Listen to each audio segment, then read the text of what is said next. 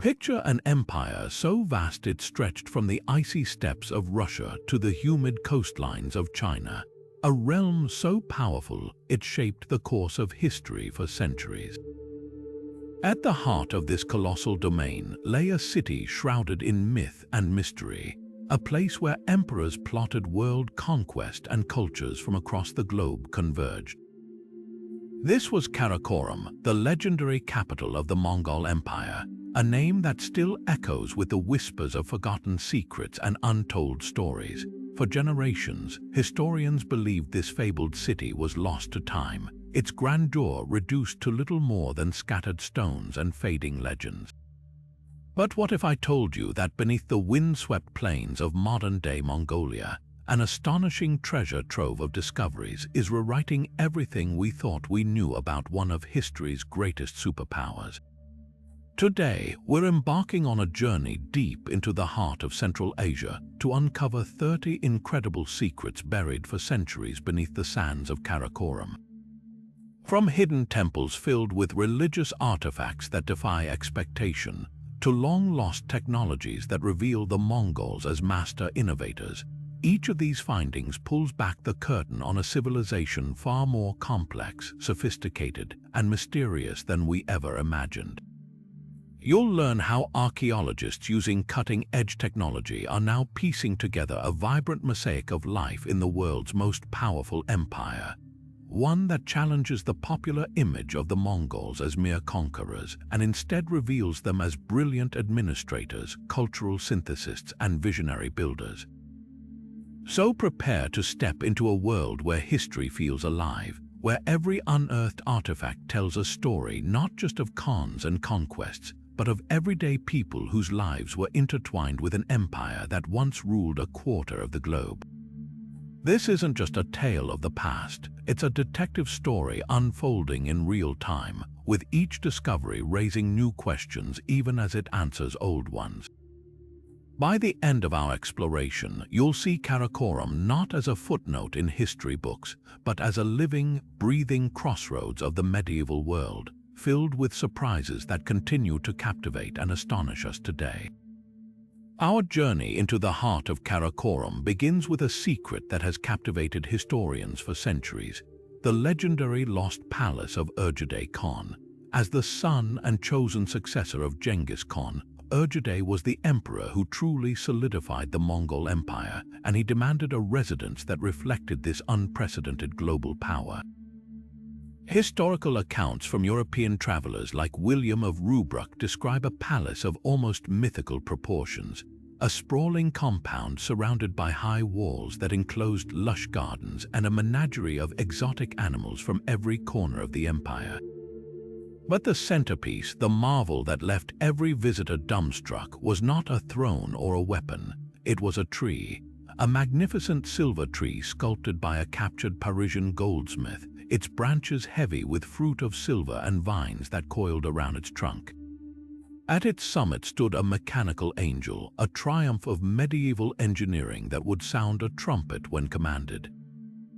Even more astonishing, this automaton was part of an elaborate hydraulic system connected to a cellar where servants would fill silver pitchers. At the Khan's signal, these pitchers would tilt, dispensing a choice of wine, rice wine, mead, or arag, a fermented mare's milk, into a vast silver basin at the tree's roots. This wasn't just a royal residence, it was a theater of power, a deliberate and awe-inspiring display of technological sophistication and immense wealth designed to subdue foreign ambassadors before a single word of negotiation was even spoken. For generations, this description was treated more as a fanciful traveler's tale than a historical fact. How could such a complex structure, with its advanced mechanics and lavish materials, possibly exist in what was assumed to be a rough and tumble nomadic capital on the remote Mongolian steppe?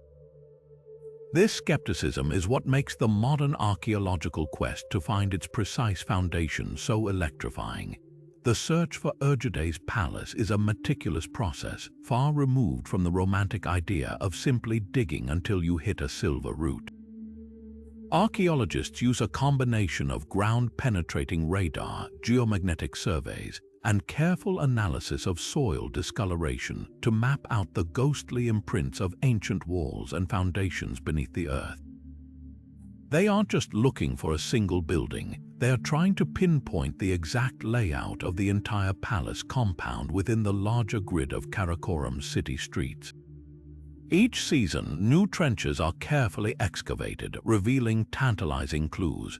Fragments of glazed roof tiles in vibrant green and gold, pieces of intricately carved marble flooring, and even sections of sophisticated drainage systems that hint at the complex infrastructure required to support such a grandiose project.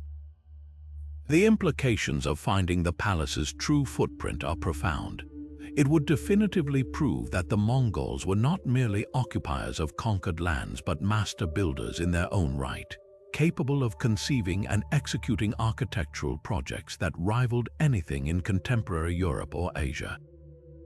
Locating the palace would also allow us to understand the ceremonial heart of the empire, where Ögedei Khan received diplomats, planned military campaigns, and showcased the cultural fusion that defined his rule. The ongoing excavation is a slow, painstaking puzzle, but each new shard of evidence brings us closer to separating the magnificent truth from the mythical legend, confirming that the most incredible stories from history are often the ones waiting just beneath our feet. Just a short walk from where Ögedei Khan's palace once stood, archaeologists have uncovered one of Karakorum's most profound and surprising secrets, a dedicated religious quarter that served as a microcosm of the entire empire's stunning diversity. Unlike any other medieval capital, Karakorum wasn't designed around a single state religion or a grand cathedral. Instead, it boasted an entire district where the spiritual architecture of the known world stood shoulder to shoulder. Imagine turning a corner in the 13th century to find the distinct sounds of Buddhist prayer bells mingling with the Islamic call to prayer, the scent of incense from a Taoist shrine drifting past the walls of a Nestorian Christian church. This wasn't by accident, it was by imperial decree. The Mongol Khans, particularly Genghis Khan's grandson Murk, enforced a radical policy of religious tolerance, not merely as a passive allowance but as an active tool of statecraft. They understood that to govern the most religiously diverse empire in history, they needed to court the loyalty of every faith from every conquered territory. The physical evidence for this multi-faith experiment is etched into the very soil of the city. Excavations in this sector reveal the distinct foundation plans of these various houses of worship. Researchers can identify a Buddhist temple by its characteristic square layout and the remains of a central altar, often surrounded by fragments of sculpted deities and pieces of painted mandalas. A few dozen meters away, the outline of a mosque emerges, oriented precisely toward Mecca, with a mihrab niche still visible in the surviving wall base. Perhaps most astonishing to Western historians was the confirmation of a Nestorian Christian church, a faith that had spread eastward along the Silk Road. Its ruins yielded not just crosses but also Syriac inscriptions on stone fragments, proving a Christian community not only existed but thrived under Mongol rule. Then there are the Taoist structures, identified by unique ceremonial artifacts and architectural alignments rooted in Chinese spiritual tradition. What makes these findings so revolutionary is the story they tell about power and persuasion. The Mongols weren't just tolerating other religions, they were actively sponsoring them.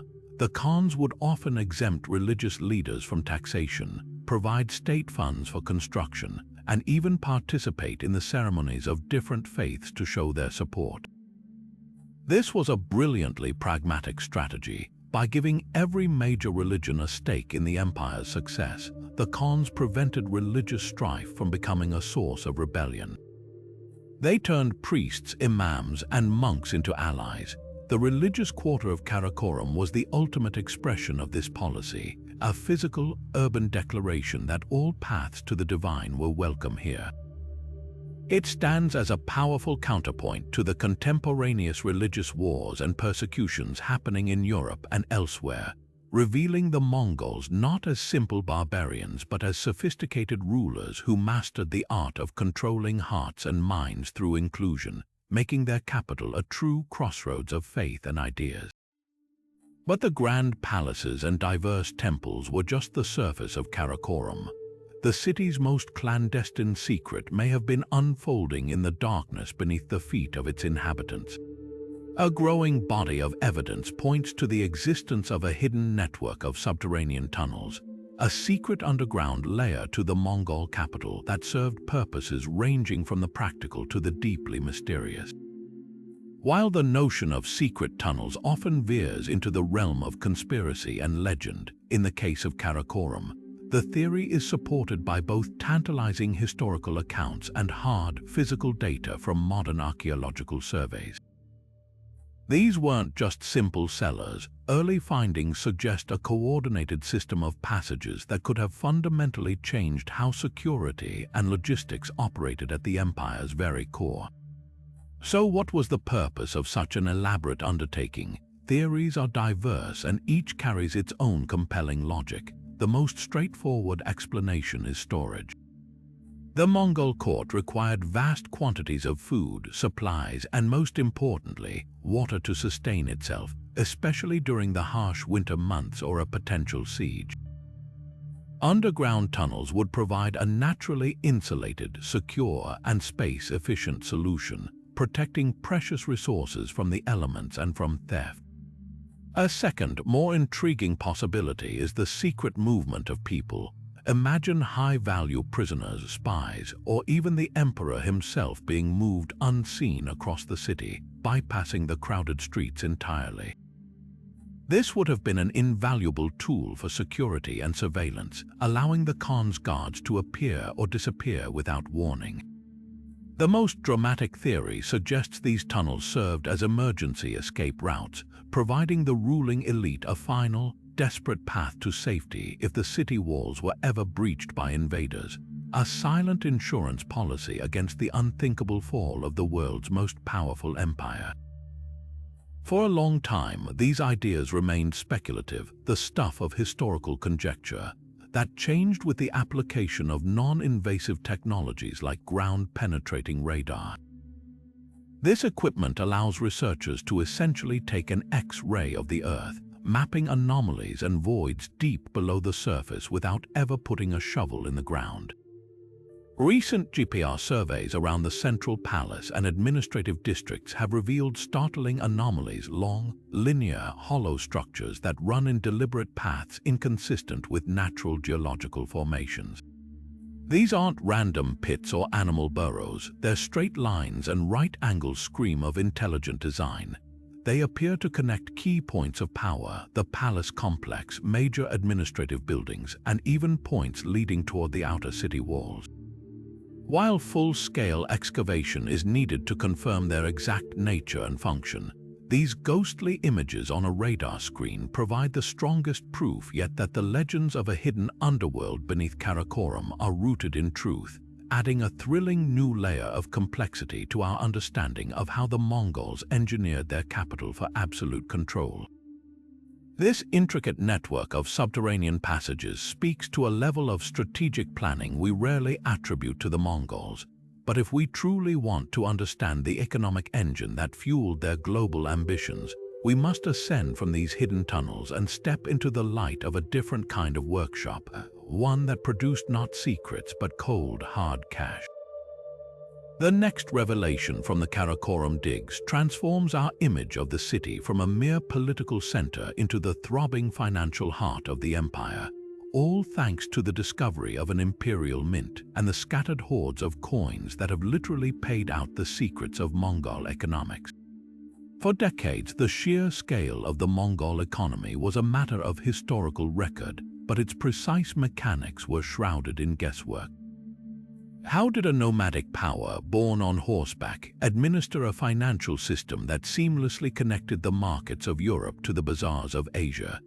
The answer began to surface not with a dramatic find of gold, but with something far more telling to an archaeologist's eye: thousands of shattered, fired clay coin molds. Uncovered in a dedicated district of the city, these molds are the discarded husks of mass production. Each one was used to cast a specific denomination of coin, and their sheer volume indicates a mint operating on an almost industrial scale. This wasn't a small workshop serving local needs. This was the central bank of the known world, churning out the standardized currency that would grease the wheels of trade across continents. The coins themselves, found in hidden caches buried by anxious merchants or simply lost in the dirt, are tiny masterpieces of propaganda and data. Stamped upon their surfaces are not just the faces of khans, but a complex language of power. Many bear scripts from multiple languages: Arabic, Uyghur, Chinese, even Tibetan, a brilliant design feature ensuring the currency was recognizable and trustworthy to traders from every corner of the empire. This multilingual minting was a deliberate policy of economic inclusion, making the Mongol coin the medieval equivalent of a major world reserve currency like the US dollar or the euro today. But the secrets go deeper than the surface writing. Metallurgical analysis of these coins reveals a carefully managed and consistent silver content, debunking the ancient tactic of devaluing currency by watering down the precious metal. The great khans understood that long-term economic dominance required trust and stability, and their coins were a physical guarantee of that promise. These scattered treasures do more than just confirm a mint, they map a world. By tracing the origins of the silver and copper used in the coins, scientists can pinpoint the specific mines from Mongolia to Central Asia that were exploited to fund the empire. Furthermore, the discovery of coins from as far away as Venice and Egypt in the Karakorum soil tells the reciprocal story, evidence of the vast incoming trade routes that brought foreign wealth into the capital. Each coin hoard, often buried in a time of crisis and never recovered, acts as a frozen moment in time, a snapshot of what was valuable and where it came from. Together, this numismatic evidence paints a picture of Karakorum not as a remote outpost, but as the central node in the first truly globalized economy, a place where the universal language wasn't just Mongol, but the unmistakable ring of their well-minted silver. And yet, the flow of silver and goods tells only part of the story of Karakorum's global connections. The most intimate evidence of this world-spanning network comes not from coins or tunnels, but from the workshops of the city's most unexpected residents, a community of European master craftsmen. Imagine the journey of a Parisian silversmith or a Hungarian goldsmith captured during the Mongol invasions of Eastern Europe, transported thousands of miles across deserts and steppes to this bustling Asian capital. Their skills, honed in the cathedral workshops of France and the royal courts of Hungary, were not to be wasted. They were valued property of the Khan, brought to Karakorum to lend their distinct artistry to the adornment of the empire's heart. This wasn't merely a story of prisoners, it was the beginning of a remarkable and involuntary cultural exchange, one that left an indelible and surprising mark on the archaeological record. For a long time, the accounts of these captured artisans, like the previously mentioned William of Rubruck, were viewed with a degree of skepticism. Could European metalsmiths and builders have truly been working in the Mongolian steppe in the 13th century? The answer, unearthed from the soil, is a resounding yes. Excavations in a specific district of the city have revealed workshop foundations littered with artifacts that are utterly alien to Mongolian or Asian traditions of the time.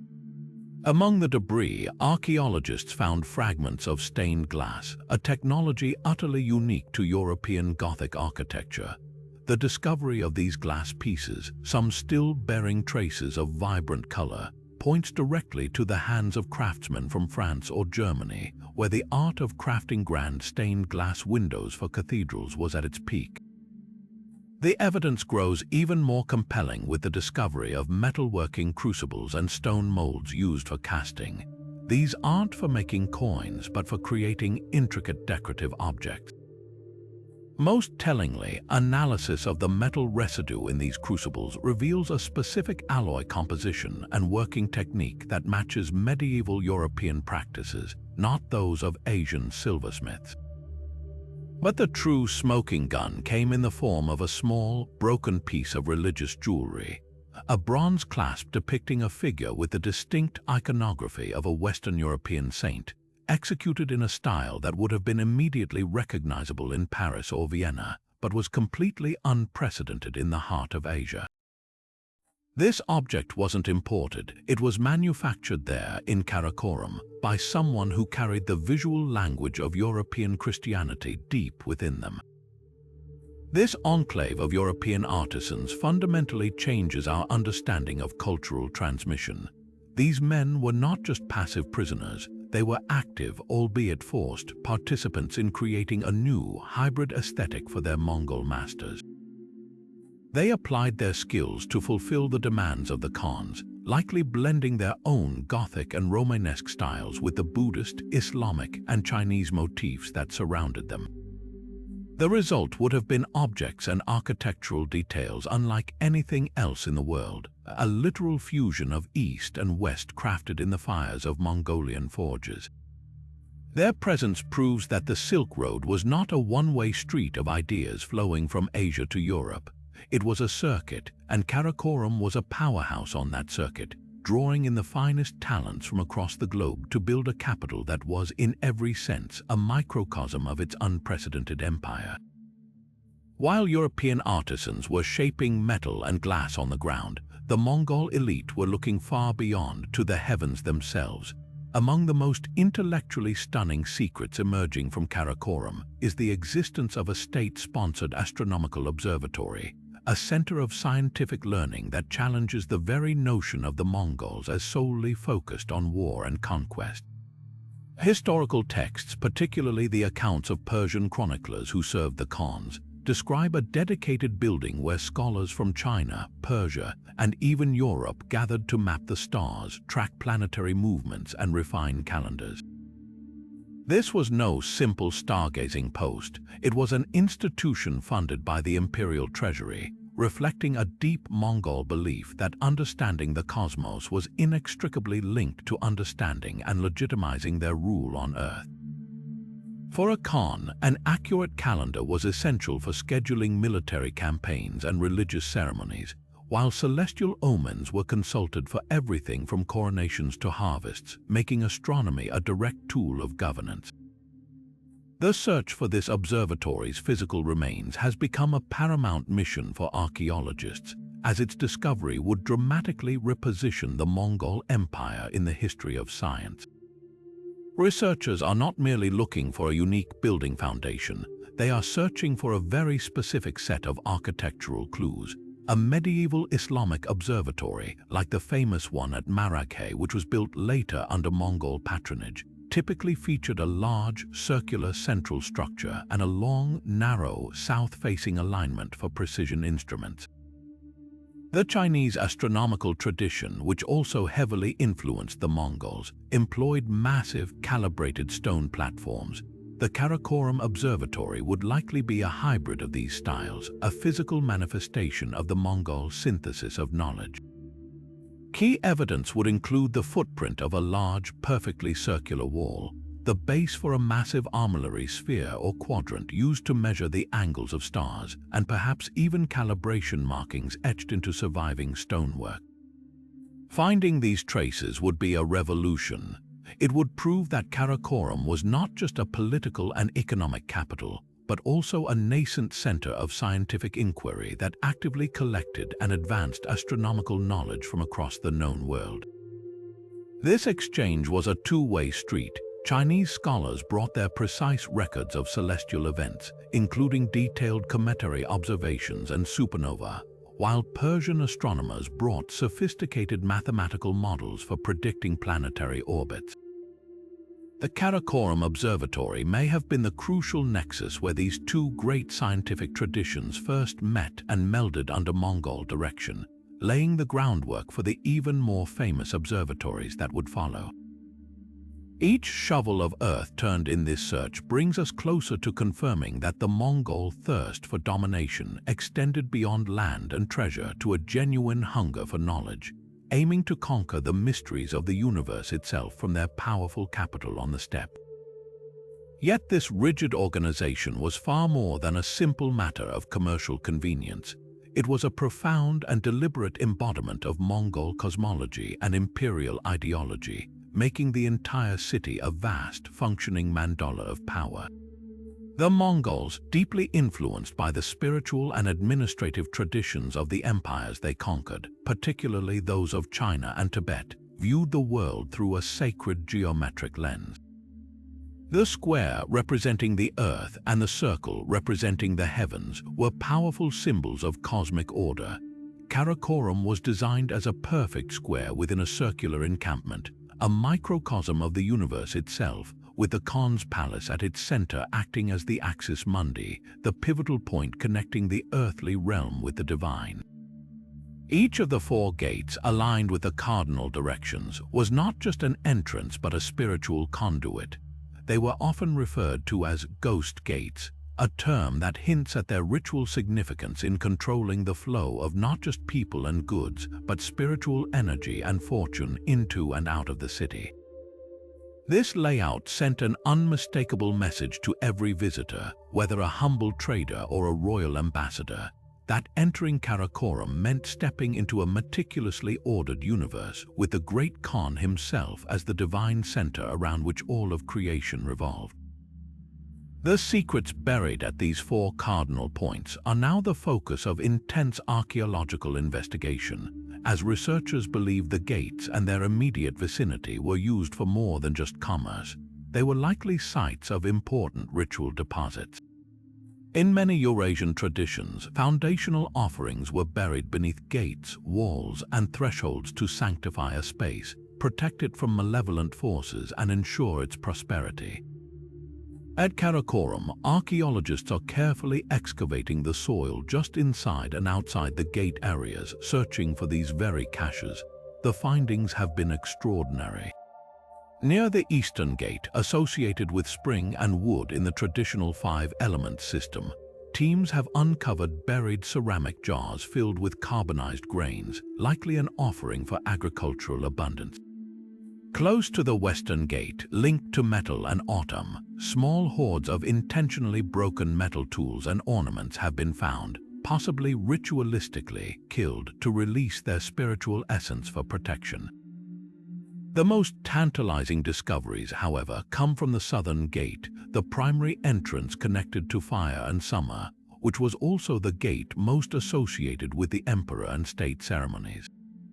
Here, in carefully dug pits at the exact threshold, excavations have revealed the remains of sacrificed animals, often a horse or a sheep, placed alongside small, finely crafted gold plaques and imported gemstones like lapis lazuli.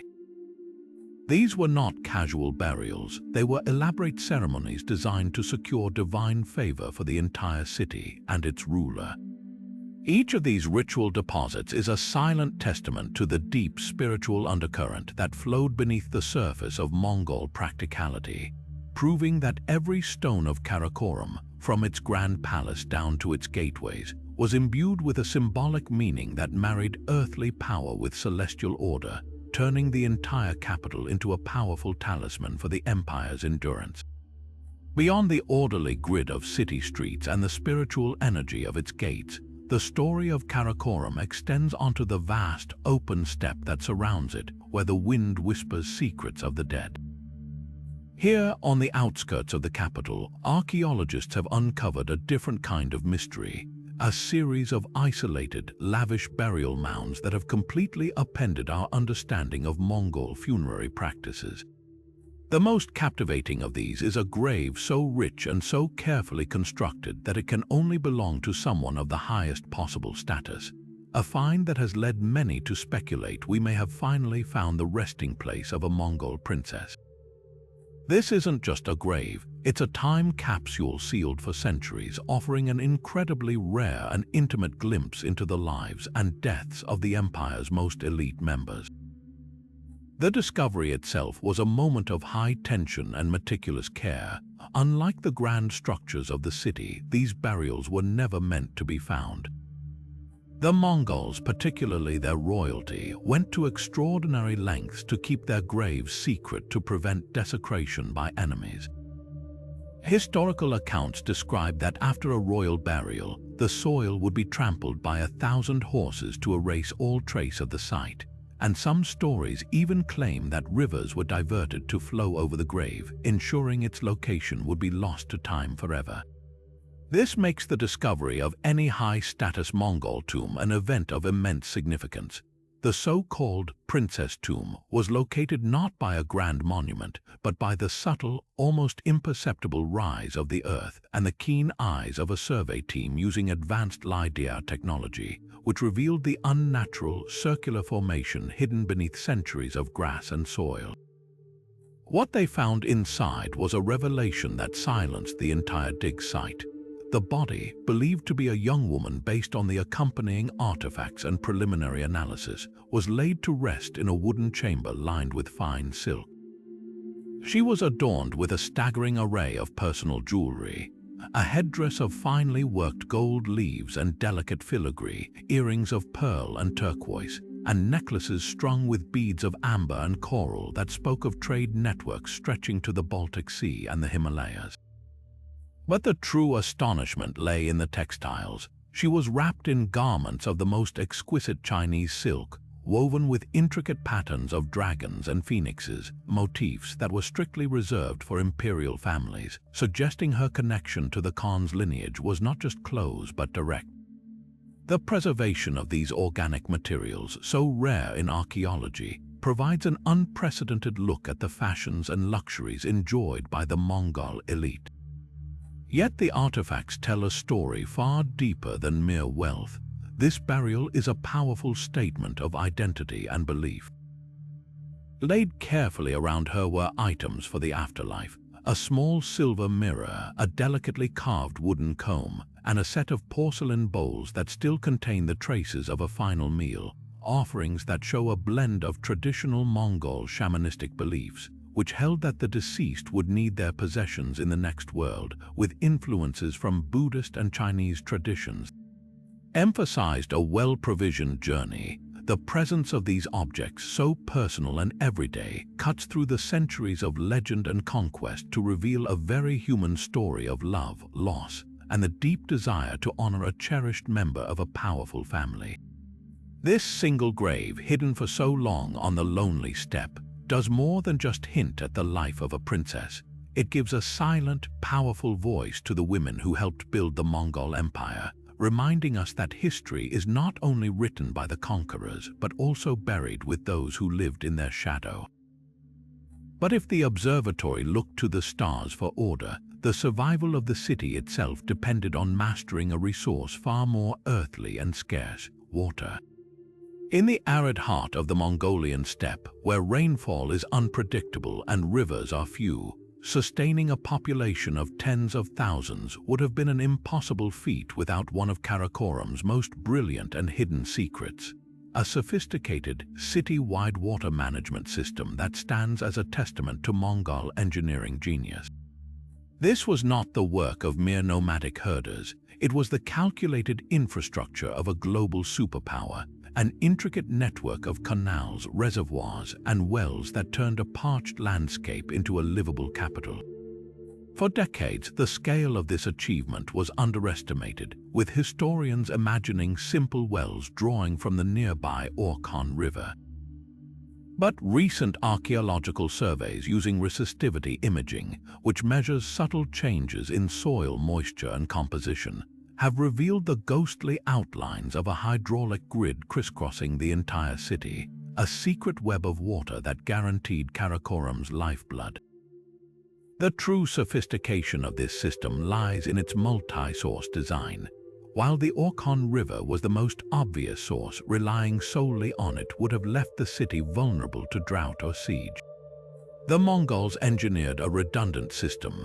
Deep, stone-lined wells were dug at strategic points across the city, tapping into the reliable groundwater table. But the masterstroke was a series of carefully graded canals that channeled not only river water but, crucially, seasonal runoff from the surrounding hills. These canals were more than just ditches. They were lined with fired clay and stone to prevent seepage and contamination, and their gentle, precise gradients, confirmed by laser-leveling surveys of the landscape, show a remarkable understanding of hydrology and civil engineering. They fed into large, central settling basins within the city walls where silt and debris would sink before the clearer water was distributed further, a basic form of purification that ensured a healthier supply for the population. This hydraulic network did far more than just provide drinking water. It was the engine of Karakorum's industry and agriculture. Smaller feeder canals ran directly into the craftsman's district, providing the constant water supply needed for tasks like cooling forged metal, tanning leather, and operating the trip hammers of mills that ground grain. Perhaps most impressively, evidence suggests a series of these canals were used to irrigate extensive garden plots within the city itself. Soil core samples taken from areas between housing blocks show elevated levels of organic matter and seeds from non-native plants, indicating the Mongols were practicing small-scale, intensive agriculture right inside their capital, growing vegetables and fruits to supplement their diet, a stunning adaptation for a culture famously reliant on pastoralism. This ability to manipulate water on a grand scale reveals a central secret of Mongol power, their incredible capacity to adapt and innovate. They didn't just conquer cities, they learned how to build and sustain one of the most improbable metropolises on Earth, mastering the desert through a hidden lattice of engineering that flowed beneath the feet of every merchant, artisan, and warrior who walked its streets.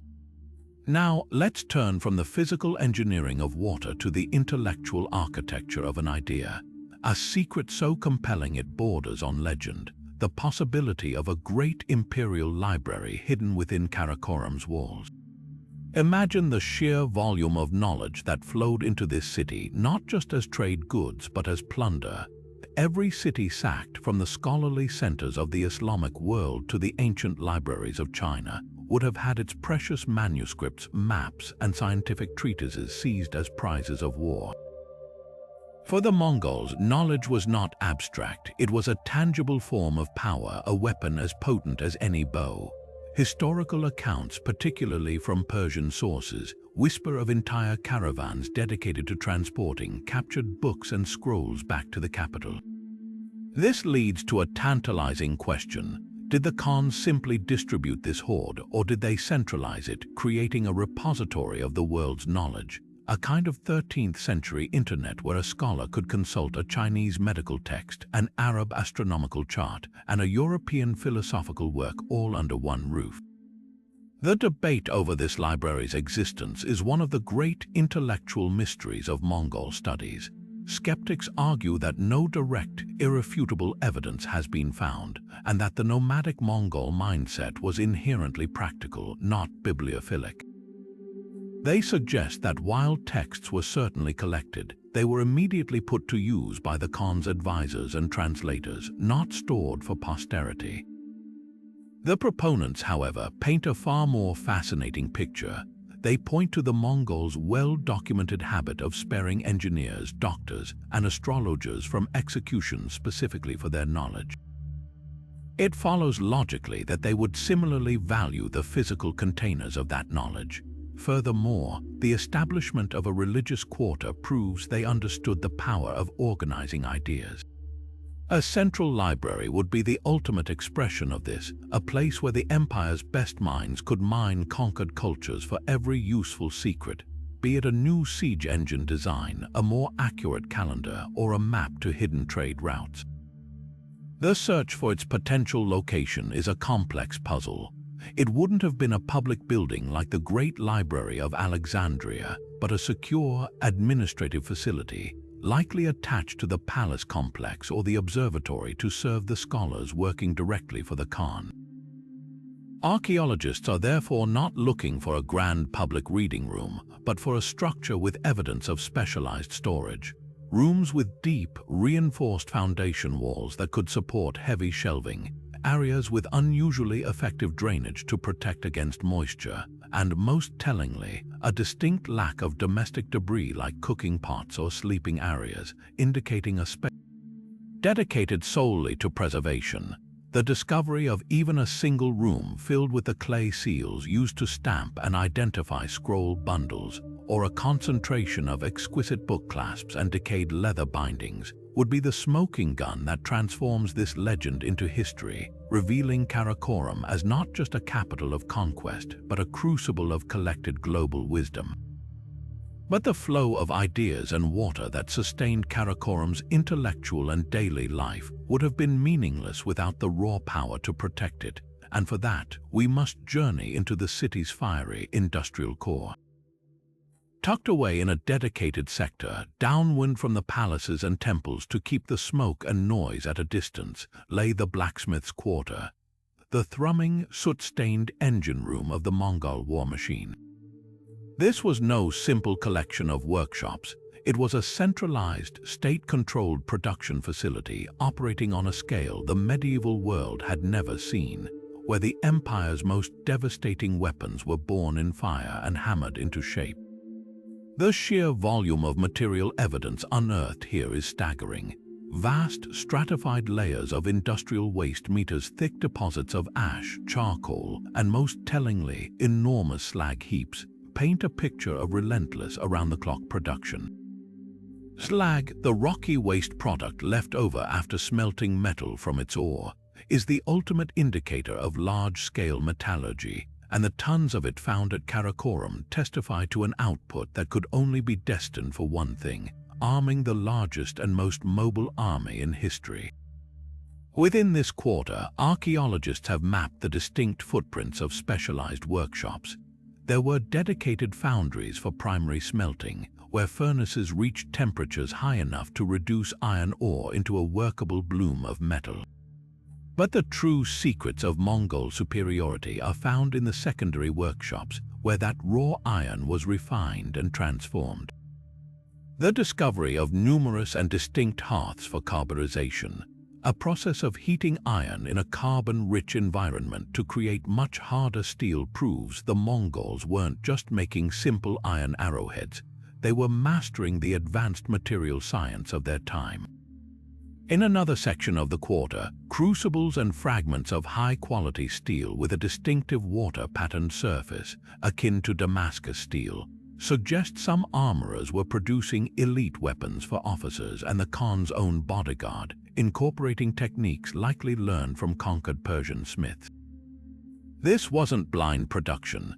It was a deliberate, systematic refinement of the best metalworking knowledge from across Eurasia, all centralized in this one-step-side compound to ensure the Mongol army held a technological edge over every enemy they faced. The artifacts recovered from the ash tell a story of relentless innovation and standardization. While enemies might have a few well-armed knights, every common Mongol cavalryman was equipped with a powerful, recurved composite bow whose construction was a marvel of material engineering. The quarter yielded not just bone and horn plates for the bow's core, but glue pots with residue analysis revealing complex, weather-resistant adhesives made from animal tendons and fish bladders. The sheer number of identical, mass-produced arrowheads, each designed for a specific purpose, from armor-piercing needle points to wide, slashing heads for unarmored targets, shows a military logistics system thinking centuries ahead of its rivals. And it wasn't just offensive weapons. Finds of small, intricately interlocking iron plates provide the physical evidence for the famed Mongol lamellar armor, a flexible and remarkably effective suit that could be quickly repaired or replaced from this centralized stockpile. This industrial district reveals the cold, hard calculus behind Mongol conquests. Victory was not just won on horseback through bravery and tactics, but was forged, quite literally, in the fires of Karakorum, where a systematic approach to weapons manufacturing turned individual skill into an unstoppable force of industrialized warfare. Yet to truly grasp the scale of the wealth that flowed into Karakorum, we must follow the trail of one of Genghis Khan's most brutal and final campaigns, the utter annihilation of the Tangut Western Xia kingdom. This wasn't just another conquest, it was a calculated act of total eradication against a culture famed for its immense prosperity, and it funneled a legendary hoard of treasure directly into the Mongol capital's coffers. The Tanguts were no minor power. They controlled crucial stretches of the Silk Road for nearly 2 centuries, amassing wealth from taxes, trade, and their own sophisticated production of exquisite Buddhist art, intricate textiles, and vast quantities of silver and gold. Their capital, Zhongsing, was said to be a city of unparalleled splendor, and its sacking in 1227 was so complete that the Tangut civilization itself was virtually erased from history. But its wealth didn't vanish. Historical accounts from Persian and Chinese sources describe endless caravans, their carts groaning under the weight of plunder, making the long journey back to the heart of the empire. This was not just loot, it was the consolidated treasure of an entire nation, and its arrival in Karakorum would have fundamentally bankrolled the Mongol Empire's future expansion, providing the economic fuel for the conquests of Ögedei Khan and his successors. The question that has tantalized historians and treasure hunters for centuries is a simple one. Where did it all go? The sheer volume of precious objects, from gold statues of Buddhist deities and jade carvings to silks and ceremonial weapons, could not have all been immediately melted down or spent. It is highly probable that a significant portion of this Tangut treasure was stored in a centralized imperial treasury, a heavily guarded vault within Karakorum's walls. The search for this repository is guided by logic and a few tantalizing clues. Archaeologists would expect to find such a structure in the most secure area of the city, likely adjacent to or beneath the main palace complex, built with exceptionally deep foundations and reinforced walls. While no such building has been definitively identified yet, ground-penetrating radar surveys have revealed several subterranean anomalies in the palace district that show signs of being man-made chambers rather than natural formations.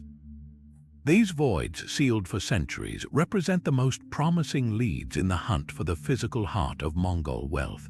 But there is another, more dramatic possibility. Mongol rulers were famously paranoid about security and the potential for rebellion. It is entirely plausible that not all the treasure was brought into the city itself. Some chronicles suggest that a portion of the most significant ritual objects, perhaps those considered spiritually powerful or symbolic of the Tangut state's sovereignty, were instead buried in secret caches on the surrounding steppe.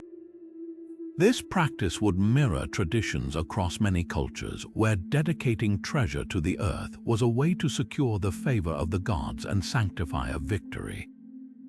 These hidden hoards would have been placed under guard and their locations known only to a trusted few, their secrets dying with them. The vast, empty landscape around Karakorum, with its endless rolling hills and hidden river valleys, provides a million possible hiding places, making the systematic search for such a cache akin to finding a needle in a continent-sized haystack. The potential contents of a recovered Tangut hoard would be far more valuable than its weight in gold. It would be a window into a lost world. Unlike the standardized coins of the mint, this treasure would be intensely personal and cultural. We might find gilded statues of the Buddha in a unique Tangut style, texts printed with their complex and still not fully deciphered script, or ritual items made from materials sourced from across Asia. The discovery of even a single such cache would do more than fulfill a treasure hunter's dream. It would rescue an entire chapter of human history from oblivion, giving a voice back to a civilization that the Mongols tried so very hard to silence, and revealing that the greatest treasure buried beneath Karakorum might not be silver or gold, but knowledge itself. Amidst the grand narrative of empires and engineering, it is the smallest, most personal artifacts that often speak the loudest across the centuries. Scattered among the stone foundations and rubble fills of Karakorum, archaeologists have discovered something that transcends the usual catalogue of tools and treasures: faint, delicate carvings etched into the very fabric of the city itself. These aren't the official inscriptions of a triumphant Khan or the formal markings of a state mason. These are the hurried, intimate scratches of a human hand, a form of medieval graffiti that may very well be the desperate voice of a captive artist, forced to beautify the capital of the very empire that stole their freedom. This is not just a discovery of art, it is the recovery of a whispered secret, a profoundly rare glimpse into the inner world of a single, anonymous individual lost to history. The carvings themselves are easy to miss, often hidden on the undersides of stone blocks, the backs of decorative tiles, or in the corners of walls, places only the person working there would ever see. The subject matter is what makes them so extraordinary, alongside the expected practice sketches of dragons and floral motifs. The standard repertoire they were forced to produce for their Mongol masters are entirely different images. On one stone fragment, carefully excavated from a workshop near the palace, is a meticulously carved Christian cross, its proportions perfect, its lines deep with feeling. This was not a commission, this was a private act of faith, a solace carved in secret by someone clinging to their identity in a foreign land. Another tile bears the faint but unmistakable outline of a European-style castle, complete with turrets and a high wall, a stark contrast to the felt tents and brick buildings of Karakorum. It is the memory of home rendered in stone by a homesick hand. Perhaps the most heart-wrenching evidence comes not from pictures but from words. Several stone and plaster fragments have been found bearing lines of text, but not in Mongolian or the other common languages of the empire. Epigraphers, specialists in ancient writing, have identified the script as a form of Old Iker, but the language itself is something else entirely. The phrases are short, fragmented, and deeply personal. One inscription, carved into a brick later used in a wall, appears to be a name, followed by what linguists believe is the word for son of, and another name, a simple lineage, a statement of identity screaming into the silence. Another seems to be a fragment of a plea or a poem containing words for longing and distance. These are not official records, they are the equivalent of a prisoner writing their name on a cell wall, a defiant assertion of "I was here" against the overwhelming forces of erasure. This collection of clandestine art forms a secret diary of displacement. Each mark tells a story of a brilliant mind brought to Karakorum in chains, their skills valued but their personhood ignored. We can imagine the individual behind these carvings, a sculptor or scribe from a conquered territory in Central Asia or beyond, granted a certain privilege for their talent but living with the constant reality of their captivity. In the quiet moments between state-mandated projects, they would steal a moment with a sharp tool to leave their personal mark, not for an audience but for themselves. These carvings were acts of psychological survival, a way to maintain a connection to a stolen past and a faith that was their own. They transform our understanding of the city's magnificent art from mere imperial propaganda into something far more complex and human. The product of immense skill wielded by unwilling hands, a masterpiece built on a foundation of quiet, desperate resistance that we can only now begin to hear.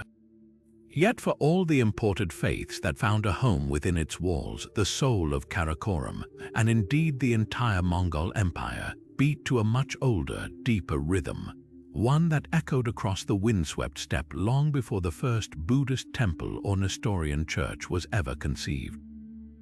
This was the ancient, animistic world of Tengrism, the native shamanistic belief system that formed the spiritual bedrock of Mongol identity and power.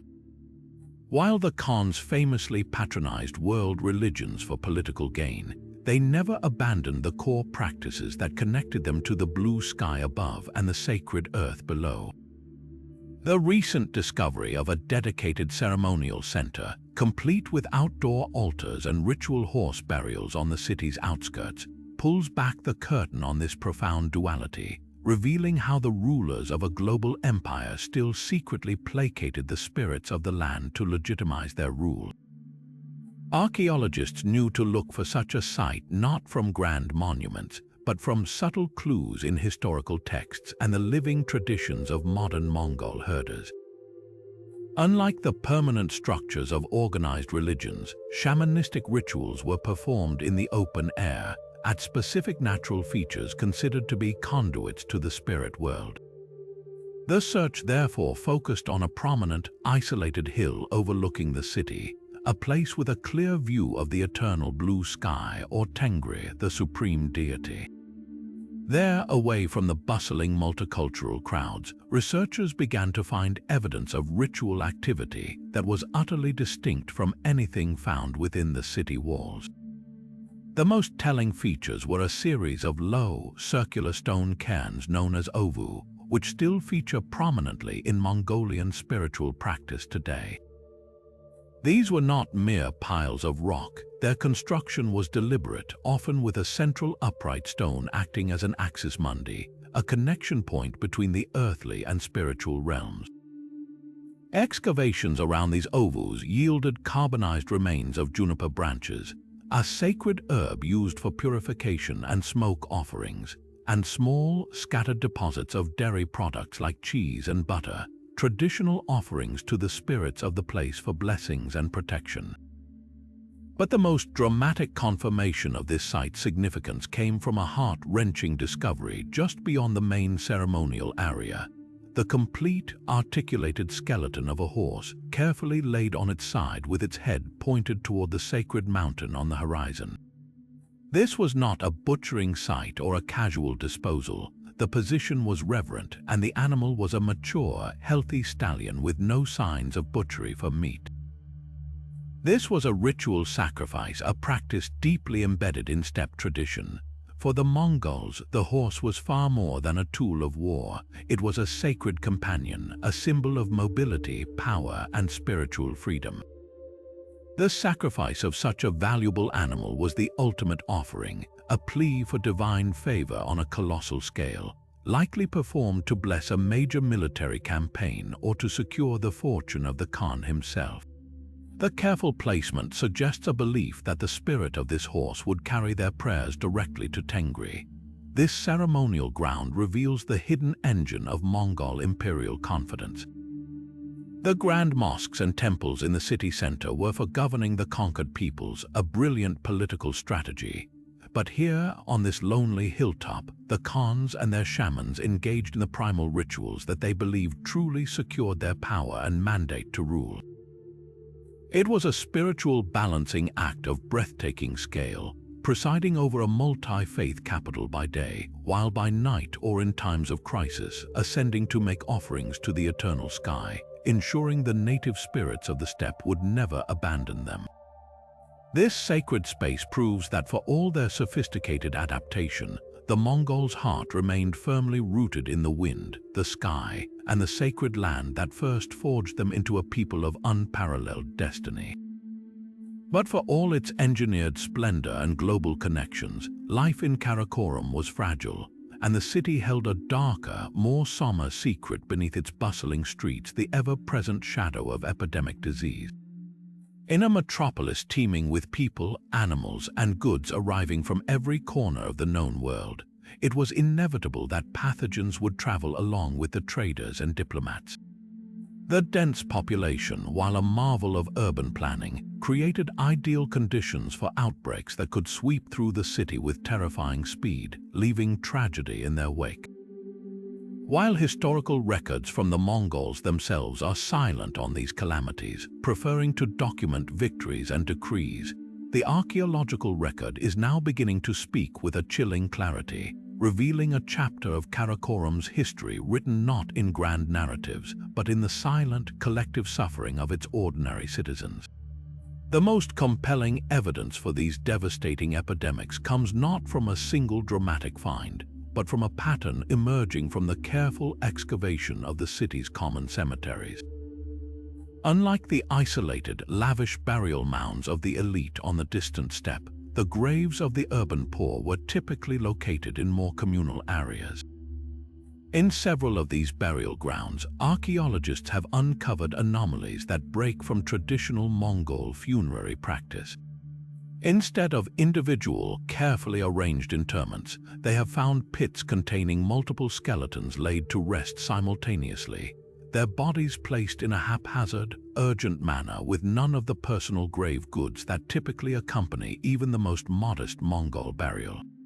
The positioning of the bodies, often overlapping and without any apparent regard for customary orientation, suggests they were victims of a catastrophic event that killed swiftly and in numbers too great to handle with individual ceremony. This is the stark signature of a mass grave, a desperate community response to a mortality crisis. Scientific analysis of these remains is now beginning to uncover the invisible killers that stalked the city. Paleopathologists, specialists in ancient disease, have examined the bones and teeth from these communal pits for clues. While soft tissues decay, diseases like tuberculosis and leprosy can leave distinct marks on the skeleton, and DNA analysis of dental pulp can sometimes identify the genetic fragments of bacterial pathogens like the plague. While confirming a specific disease like the Black Death, which arrived later in the 14th century, is complex, the demographic profile of these graves provides a powerful clue. The victims represent a cross-section of the entire population, men, women, and children of all ages, which is a classic indicator of an acute infectious disease rather than famine or violence, which tend to selectively target the very young and old. The presence of these graves confirms that the same global connections that made Karakorum rich also made it vulnerable, a node in a network that could carry both silk and sickness with equal efficiency. The location and study of these sites are about more than just understanding tragedy. They are a window into 13th century urban resilience and social structure. Where a society chooses to bury its epidemic dead reveals its values and its fears. The fact that these mass graves are located within the city's consecrated burial grounds rather than being cast out beyond the walls indicates that these victims were still considered part of the community, afforded a degree of respect even in a time of utter chaos. Furthermore, the effort required to dig a large pit and inter numerous bodies, even hastily, shows a level of social organization that persisted through the panic. Someone was still in charge, making difficult decisions to prevent a public health catastrophe from becoming a complete societal collapse. Each mass grave is a time capsule of a single horrific moment, but it also tells a story of a city struggling to maintain its humanity in the face of an invisible, unstoppable foe, reminding us that the history of great capitals is written not only in their triumphs but also in their collective sorrow. Yet this relentless flow of goods, from the devastating weapons of the blacksmith's quarter to the spiritual offerings at the sacred ovus, required a beating commercial heart, and recent excavations have uncovered the physical engine of this entire system, a massive merchant's warehouse strategically positioned near Karakorum's main gate. This wasn't a simple storage shed, it was a customs house, a bonded warehouse, and a commercial clearinghouse all in one, a testament to the Mongols' sophisticated understanding of trade logistics and taxation. The structure itself, identified by its unusually thick, fortified walls and a floor plan dominated by a grid of small, identical rooms or stalls rather than one large open space, was designed for security and organization. Each stall likely represented a leased space for a specific merchant or trade caravan, a secure place to hold goods until taxes were paid and safe passage through the empire was guaranteed. The discovery of hundreds of lead seals, the medieval equivalent of tamper-proof packaging, littering the floor confirms this function. Each seal, imprinted with a unique official mark, would have been attached to a bale of silk or a sack of spices, certifying it had been inspected and its tariff paid to the Khan's officials, transforming this building from a mere storehouse into the central fiscal choke point for all commerce entering the capital. But the true magic of this discovery lies not in the architecture, but in the microscopic evidence trapped in the earth for centuries. The soil within these storage rooms is a stratified layer cake of global commerce. Through a process called phytolith analysis, where scientists isolate and identify the microscopic silica skeletons of plants, researchers have been able to reconstruct an inventory of goods that would make any medieval merchant swoon. The soil is saturated with the phantom traces of ginger, pepper, and cinnamon from the spice groves of India and Southeast Asia. In other sections, the chemical signature of fermented grapes and the distinctive pollen of olive trees speaks of luxury imports from the Mediterranean world. But the most abundant evidence, quite literally woven into the very fabric of the building, is silk. Not just any silk, but countless fragments of different weaves and dyes. The heavy, brilliantly colored brocades of China, the finer, intricate patterns of Persian samite, and even the distinctive looped thread technique of Byzantine textiles. This wasn't just a random assortment, it was a carefully sorted catalogue of the finest materials the world had to offer, all concentrated in one step-side warehouse. Perhaps the most telling finds, however, are the countless shards of broken ceramics. While a complete vase is a museum piece, a mountain of broken pottery is an economic dataset.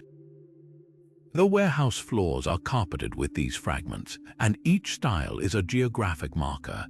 There are the celadon glazes and delicate blue and white porcelains of Yuan dynasty China, the vibrant turquoise and cobalt lusterwares of Persia, and the more utilitarian but distinctively shaped amphorae that once carried wine and oil from the Black Sea region. The sheer volume of this material is overwhelming, representing a constant cycle of breakage and replacement that only occurs with a frantic, non-stop pace of loading and unloading. This ceramic debris field paints a picture of a city consuming the world's luxuries at a staggering rate. Its wealthy inhabitants dining on Chinese porcelain, drinking from Persian goblets, and storing their provisions in European jars, turning Karakorum from a symbol of nomadic power into a cosmopolitan consumer paradise where the entire globe could be shopped from a single, sprawling warehouse. At the city's gate, beyond the bustling markets and solemn temples, Karakorum held a living, breathing spectacle of global dominance that left every visitor awestruck, the imperial zoo and menagerie. Historical accounts from diplomats and travelers describe a sprawling compound within the palace grounds where the air rang with a cacophony of unfamiliar roars, screeches, and trumpets. This was no simple collection of local fauna. It was a curated display of the entire known world's most magnificent and fearsome creatures, all brought to heel by the great Khan. Envoys from subjugated kingdoms seeking favor or delivering tribute knew that the most impressive gift was not gold or silk, but a living wonder. Persian ambassadors presented majestic lions and sleek leopards, symbols of royalty in their own lands, now pacing behind bars on the Mongolian steppe. Elephants, immense and intelligent, were transported thousands of miles from the humid jungles of Southeast Asia, their presence a staggering feat of logistics that demonstrated the Mongols' ability to overcome any geographical challenge. Even bears from the northern forests and camels from the western deserts found themselves gathered in this astonishing bestiary, each animal a testament to the vast reach and absolute power of the empire that now held them captive. The purpose of this menagerie was deeply symbolic, a form of soft power that complemented the sharp edge of the Mongol army. For a visiting dignitary, being led past a caged lion before meeting the Khan was a carefully staged psychological lesson. If the emperor could command such a beast, what chance did a mere human ruler have? It visually reinforced the hierarchy of the world, with the Mongols firmly at the apex. But recent archaeological work has moved beyond these written accounts to search for physical proof of this legendary zoo.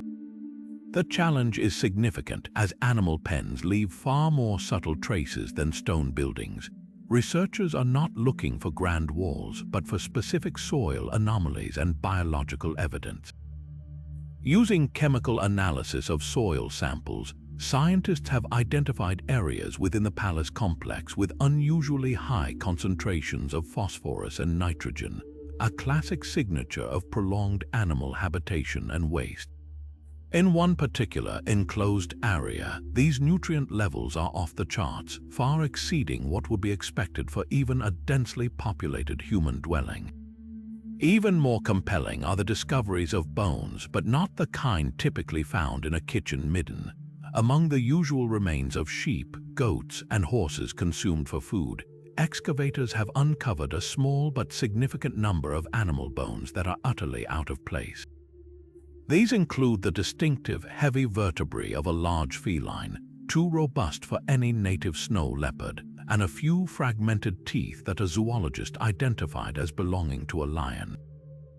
Most remarkably, in an older excavation near what was once a grand entrance, a team found a single, enormous molar unmistakably from an Asian elephant. These finds are not scattered randomly, they are concentrated in specific areas, allowing archaeologists to tentatively map out where these exotic animals were likely kept. The evidence suggests a series of sturdy, outdoor enclosures with robust fencing, positioned for maximum visibility to intimidate and impress visitors on their way to an audience with the Khan. This menagerie was the ultimate symbol of the Mongol worldview. Every creature from every corner of the earth had its place, and that place was under the dominion of the great Khan in his capital at the center of the world. Yet for all the grand spectacle of exotic animals and the clatter of commerce, perhaps the most enduring secret Karakorum ever produced was not written in stone or silk, but in ink. Tucked away from the noise of the forges and the markets, in a quiet room illuminated by the soft glow of oil lamps, scholars and scribes performed a different kind of labor, one that would shape the world's understanding of the Mongol Empire for centuries to come. This was the scriptorium, a dedicated workshop for the creation, copying, and preservation of texts, and within its walls, historians now speculate, may have been the very place where the empire's most important and enigmatic literary treasure was brought to life, the secret history of the Mongols. This seminal text, part epic poetry, part historical chronicle, and part spiritual guide, is our single most valuable window into the soul of the Mongol people, composed shortly after the death of Genghis Khan to record the true story of his rise and the founding of the empire as the Mongols themselves wanted it told. The mystery of its origins is as compelling as the history it recounts. The original text, written in the Mongolian script, was lost to time, surviving only through later Chinese transliterations and translations. This loss makes the search for its birthplace in Karakorum one of historical archaeology's most tantalizing quests. A scriptorium capable of producing such a work wouldn't have been a simple closet with a desk. It would have been a well-organized, state-sponsored facility. Historians and archaeologists searching for it are looking for a very specific set of clues. They would expect to find it in a secure, clean, and well-lit area, likely attached to the palace complex or the administrative district to protect the sensitive nature of its work. The room would need a reliable source of water for preparing inks and a system for storing precious materials like imported paper, vellum, and brushes. The most telling evidence, however, would be the tools of the trade themselves. The discovery of ink pots with dried residues of the distinctive carbon black and vermilion inks described in medieval recipes, scattered weights for holding down scrolls, finely carved bone or jade brush handles, and most importantly, the worn-down polishing stones used to smooth the surface of paper before writing. Finding the physical location where the secret history was compiled would be a discovery of staggering importance, fundamentally rewriting our understanding of Mongol historiography. For centuries, much of what we knew about the Mongols came from the accounts of their enemies and visitors, Persian chronicles, Chinese court records, and European travelogues. These sources, while valuable, are inherently external and often biased. The secret history is the glorious, unvarnished, and internal voice of the Mongols.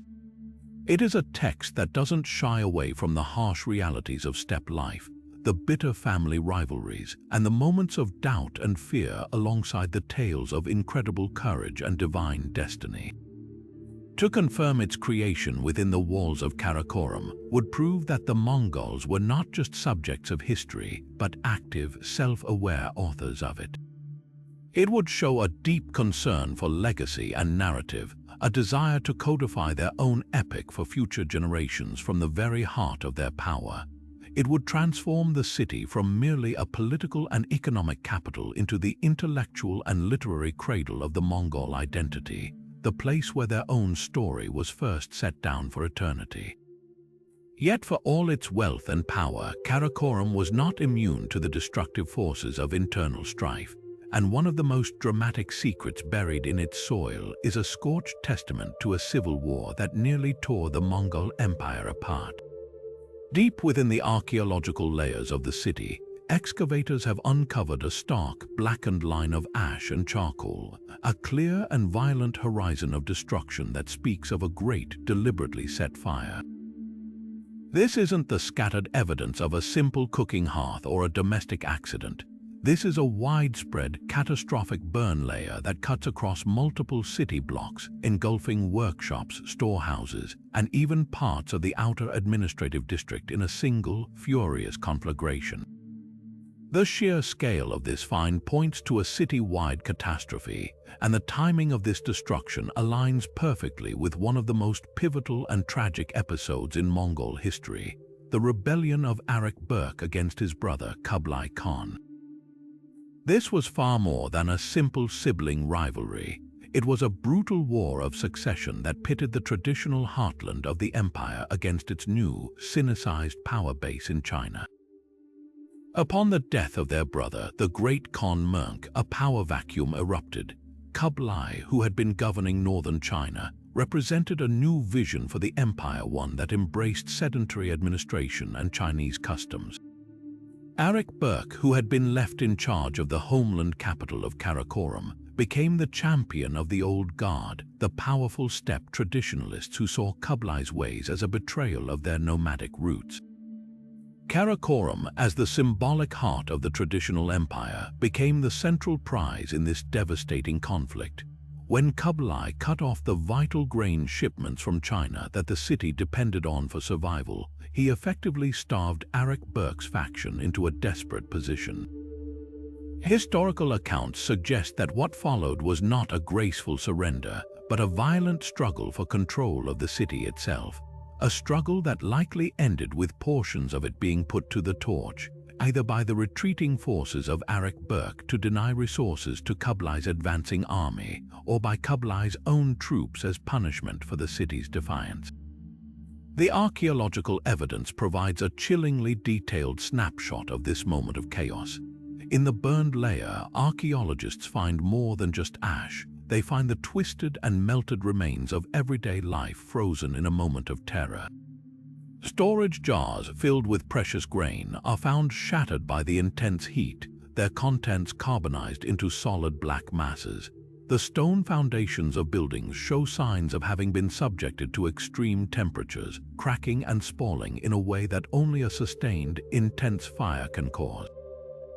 Most tellingly, mixed in with the debris are finds of arrowheads, and not just any arrowheads. These are specialized, armor-piercing types used in military engagements, not hunting, and they are found embedded in walls and scattered across floors, providing silent, brutal testimony to the street-by-street fighting that preceded the flames. This layer is a time capsule of violence, a single, catastrophic event that literally scorched the city's history into the earth. The implications of this fire are profound, reaching far beyond the physical damage.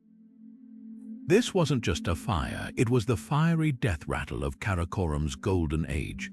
The civil war and the destruction it wrought marked a fundamental turning point. Kublai Khan emerged victorious, but his victory came at the cost of the empire's unity. He would soon shift his focus entirely to his new capital in China, Dodu, what would become Beijing, effectively abandoning Karakorum as the primary seat of power.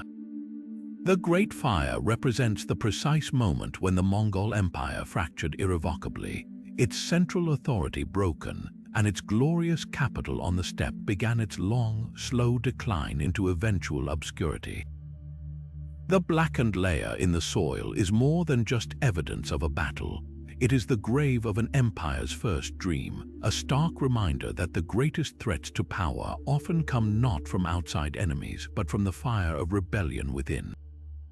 Sustaining a city of tens of thousands in the arid steppe required a logistical miracle, a secret not of conquest but of consumption, hidden in the most mundane of places, the city's vast state-controlled granaries. While the Mongols are famed for their diet of meat and dairy, the survival of Karakorum depended on a massive, calculated shift to grain, and the archaeological evidence for this system is nothing short of astonishing.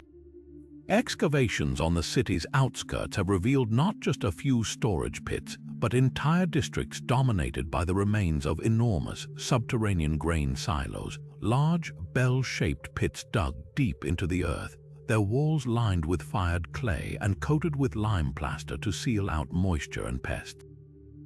The scale is staggering. Some of these pits measure over 2 meters across and 3 meters deep, with a single silo capable of holding enough grain to feed hundreds of people for months. The strategic placement of these granary fields, always on higher, well-drained ground to prevent flooding, reveals a sophisticated understanding of food preservation that completely shatters the image of the Mongols as simple nomadic herders. But where did all this grain come from? The answer lies in the ruthless efficiency of the Mongol tribute system, the true economic engine that transformed the steppe into a breadbasket.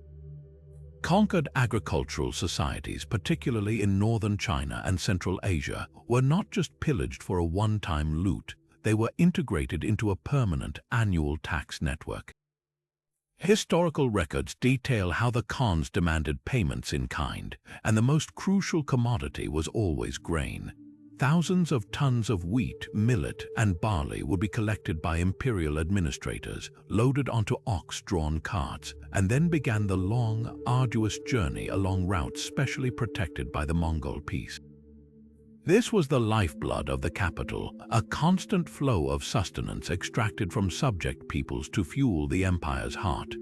The system was so effective that it turned Karakorum into a net consumer on a scale the region had never seen, a city that produced almost nothing itself but consumed everything through the organized power of its dominion. The contents of these silos, analyzed through advanced archaeobotany, tell an even richer story. By studying the preserved seeds and plant remains, scientists can pinpoint the precise origins of the grain. The discovery of specific, non-native wheat varieties, for example, matches strains known to have been cultivated in the farmlands of the Jin dynasty, providing physical proof of this long-distance extraction. But the story doesn't end with tribute. Soil chemistry around the granaries shows unusually high levels of nitrogen and phosphorus, indicating that the waste from the city's countless animals was systematically collected and used to fertilize small, local garden plots. This suggests the Mongols were supplementing their imported stores with their own small-scale, intensive agriculture right outside the city walls, growing hardy vegetables to provide essential vitamins and prevent scurvy during the long Chinese letter winters. It was a dual strategy of massive importation and clever local production. The true test of this system and its ultimate purpose was the winter. On the open steppe, winter was a time of starvation and death, a constant threat that shaped nomadic life. Karakorum's granaries were its definitive answer to this ancient enemy. The deep, subterranean design of the silos created a naturally cool, stable environment that could preserve grain for years, acting as a giant insurance policy against failed harvests, interrupted supply routes, or siege. The management of these reserves would have been a paramount state secret, overseen by a dedicated official who reported directly to the Khan. Deciding when to release grain, how much to distribute, and to whom was a tool of incredible political power. A well-fed population was a loyal population. A withheld ration could crush dissent.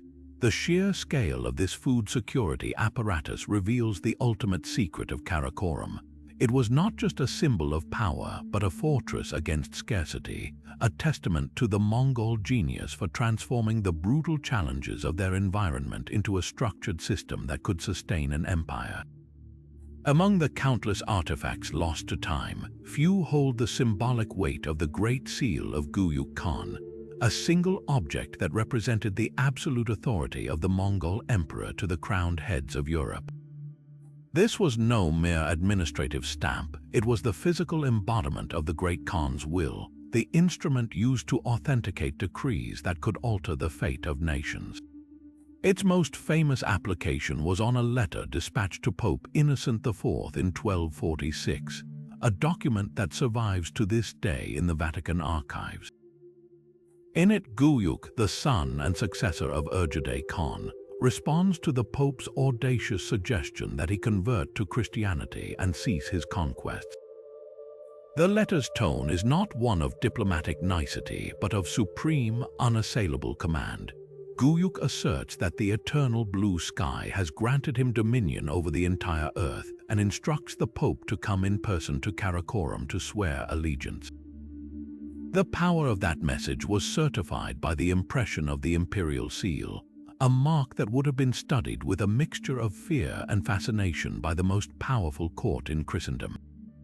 To find this very seal would be to hold the object that once validated a challenge to the papal throne itself, a tangible connection to a moment when two global visions of power collided through the medium of a single, profound document.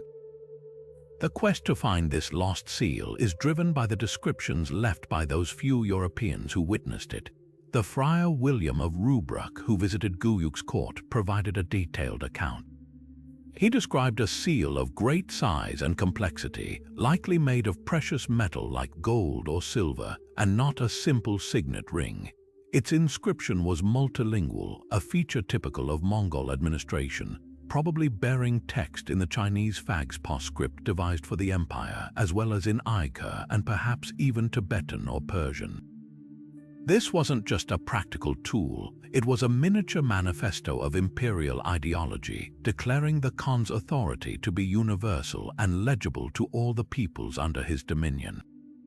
The loss of such a significant object seems almost unthinkable, yet it vanished after the death of Guyuk and the subsequent civil wars that rocked the empire.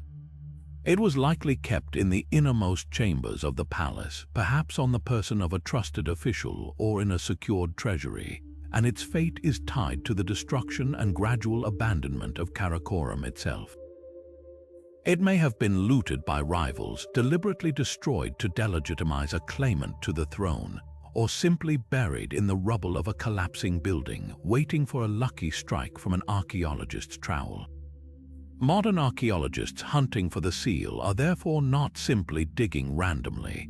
They focus their efforts on the areas most associated with high-level administration and the palace's private quarters, using metal detectors and soil-sifting techniques fine enough to recover even the smallest metal object. The challenge is immense. The seal would be a relatively small target, and centuries of erosion and later construction have scattered the archaeological layers. Yet the potential reward is irresistible. Finding Guyuk's seal would be an event of unparalleled historical significance. It would allow us to physically compare the artifact with its impression on the letter in the Vatican, verifying its authenticity beyond doubt.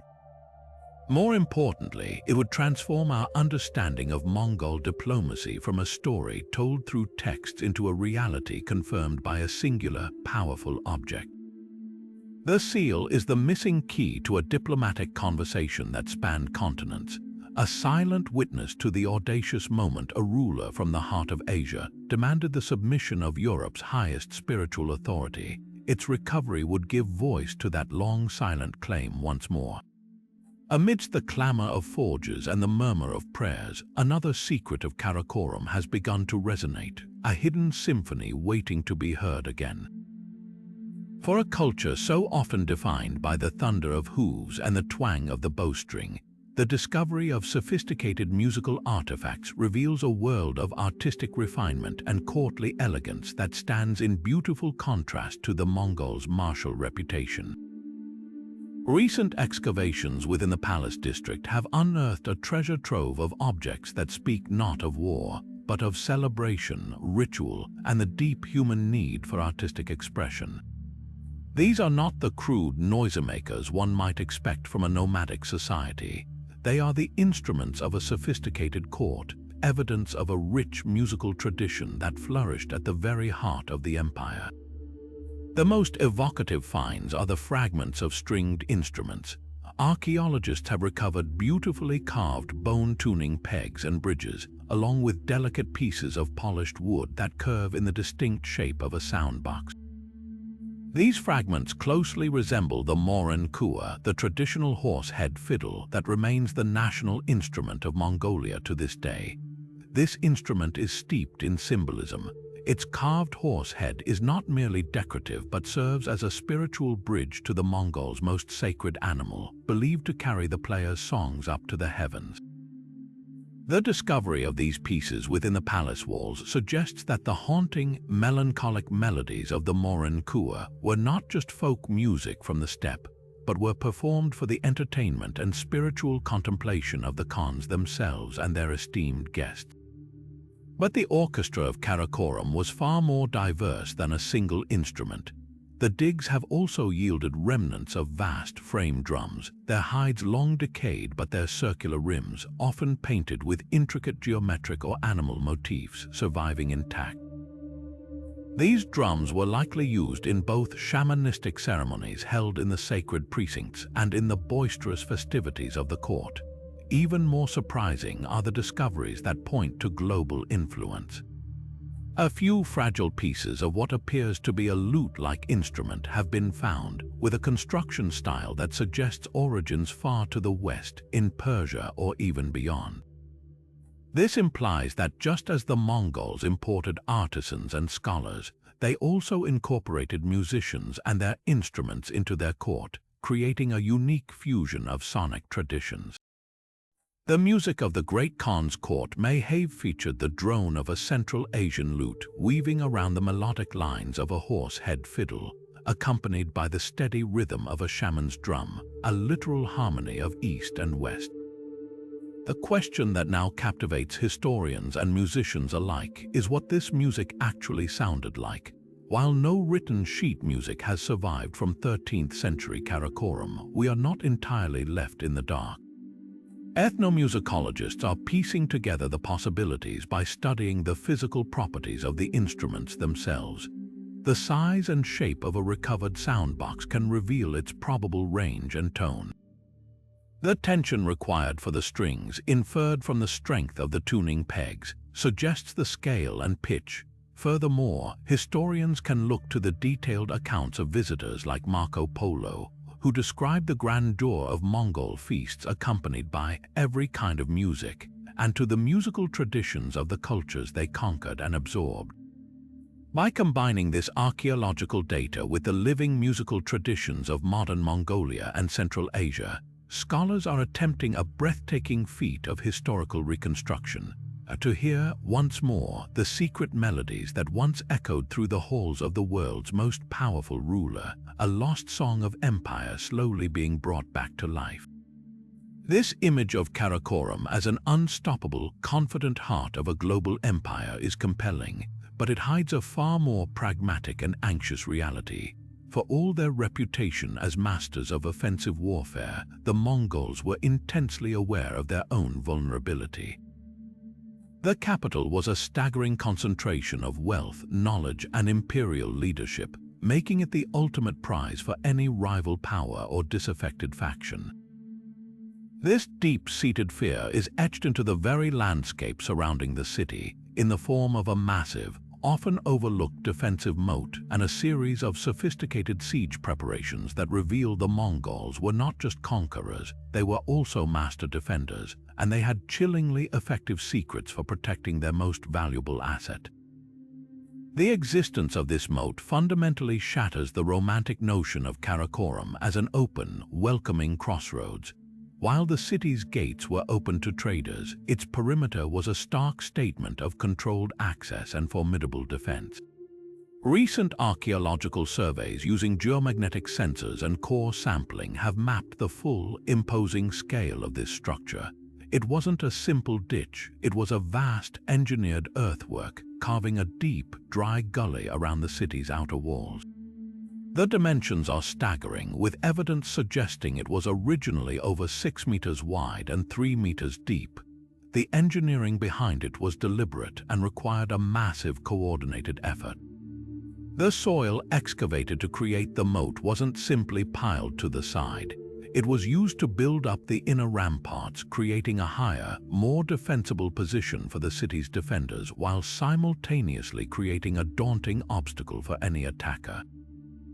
This was a classic and effective defensive tactic, but its application in the remote Mongolian steppe, where large-scale siege warfare was considered unlikely, speaks volumes about the paranoia that came with unimaginable power. The moat's primary purpose was brutally simple: to stop the one thing that every army of the era depended on, the siege tower. These rolling, multi-story wooden structures were the medieval equivalent of a tactical nuke, allowing attackers to bypass walls and pour soldiers directly onto the battlements. A gap of that size would have made it impossible to push such a heavy tower close enough to the walls to be effective, completely neutralizing a key offensive weapon. But the moat was likely just the first layer of a deeply unpleasant welcome for any would-be assailant. Historians and archaeologists now believe it was almost certainly studded with sharpened stakes and concealed pitfalls, turning a simple obstacle into a lethal killing zone. Furthermore, its dry nature was a clever psychological and tactical trick. A water-filled moat could freeze solid in the brutal Mongolian winter, creating a slippery but crossable surface. A deep, dark, dry ditch filled with sharpened wood and iron, however, was a hazard in any season, especially under a hail of arrows from the walls above. Those walls themselves tell another part of the story. While they were constructed from the durable, sun-baked mud brick common to the region, excavations at their base have revealed a secret reinforcement. The foundations are not just set on soil, they are anchored on a complex bed of layered stone and rammed earth, designed specifically to counter the most feared siege weapon of all, the battering ram. This technique, known as an anti-sapping foundation, absorbs and disperses the brutal, repetitive impact of a ram, preventing the walls from cracking or collapsing. The presence of this feature indicates that the Mongol engineers weren't just building a barrier. They were anticipating and planning for a sustained, sophisticated assault, incorporating defensive knowledge they had likely acquired from the very cultures they had conquered. Perhaps the most telling secret, however, lies not in the grand structures, but in a series of smaller, more disturbing finds. In the warehouses and strategic points near the walls, archaeologists have uncovered large, centralized caches of military supplies that go far beyond standard arrows and spears. There are vats that once held boiling oil or water, ready to be poured on enemies attempting to scale the walls. There are stockpiles of specialized, fire-hardened arrows designed not to pierce armor, but to carry bundles of smoldering, pitch-soaked flax to ignite enemy siege engines. This evidence points to a city that was not merely fortified, but was on a permanent, high state of alert, with pre-positioned resources for every horrific contingency of medieval siege warfare. The message of these defenses is clear. Despite ruling the largest contiguous land empire in history, the masters of Karakorum lived with the constant, quiet fear that their power could be challenged, and they invested a colossal amount of resources into ensuring that their holy city, the symbolic center of their world, would be the hardest place on earth to take. This tale begins not in the grandeur of the Mongolian steppe, but in the turmoil of a European battlefield. In the winter of 1241, as Mongol forces under General Ögedei Khan swept through the Kingdom of Hungary, a skilled Parisian goldsmith named Guillaume Boucher found his life irrevocably shattered. Captured during the siege of Belgrade, Boucher was not executed alongside soldiers and nobles. His hands, trained in the intricate arts of French metalworking, marked him as far too valuable to waste. Alongside other artisans, silversmiths, carpenters, stonemasons, he was forced into the long, grueling march eastward, a journey of thousands of miles that must have felt like traveling to the very end of the world. His destination was the rising capital of an empire he had only heard of in terrified whispers, a place called Karakorum. For a man whose world had once been the cathedral workshops of medieval Paris, the wind-scoured plains of Central Asia would have been an alien and terrifying landscape, a place of exile from which he would almost certainly never return.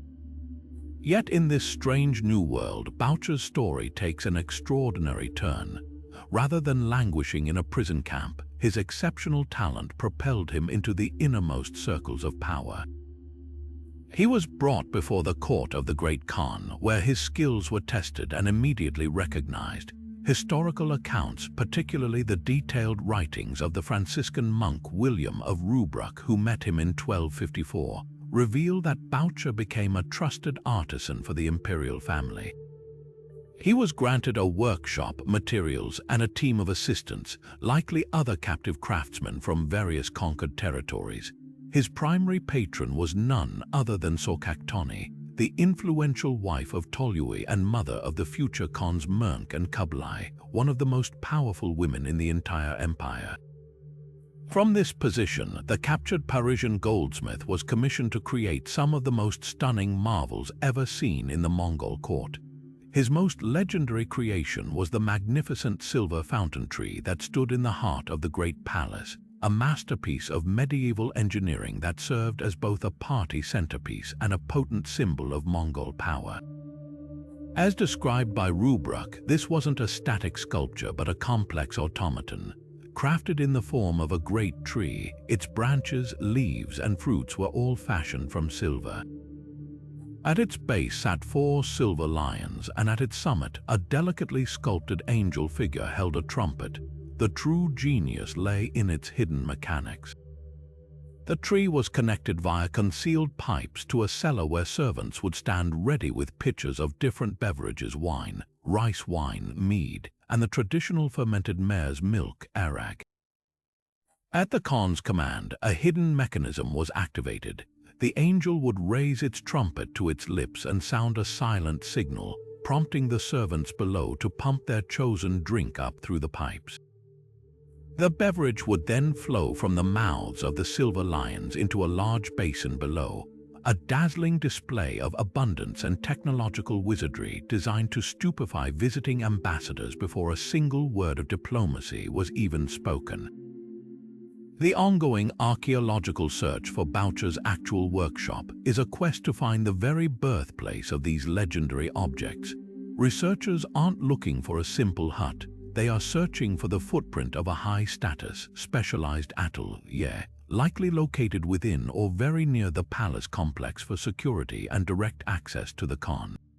The key evidence would be distinctly European, while local Mongolian metalworking of the time focused on iron for tools and weapons. Boucher's workshop would have been dedicated to fine non-ferrous metals like silver, gold, and copper alloys.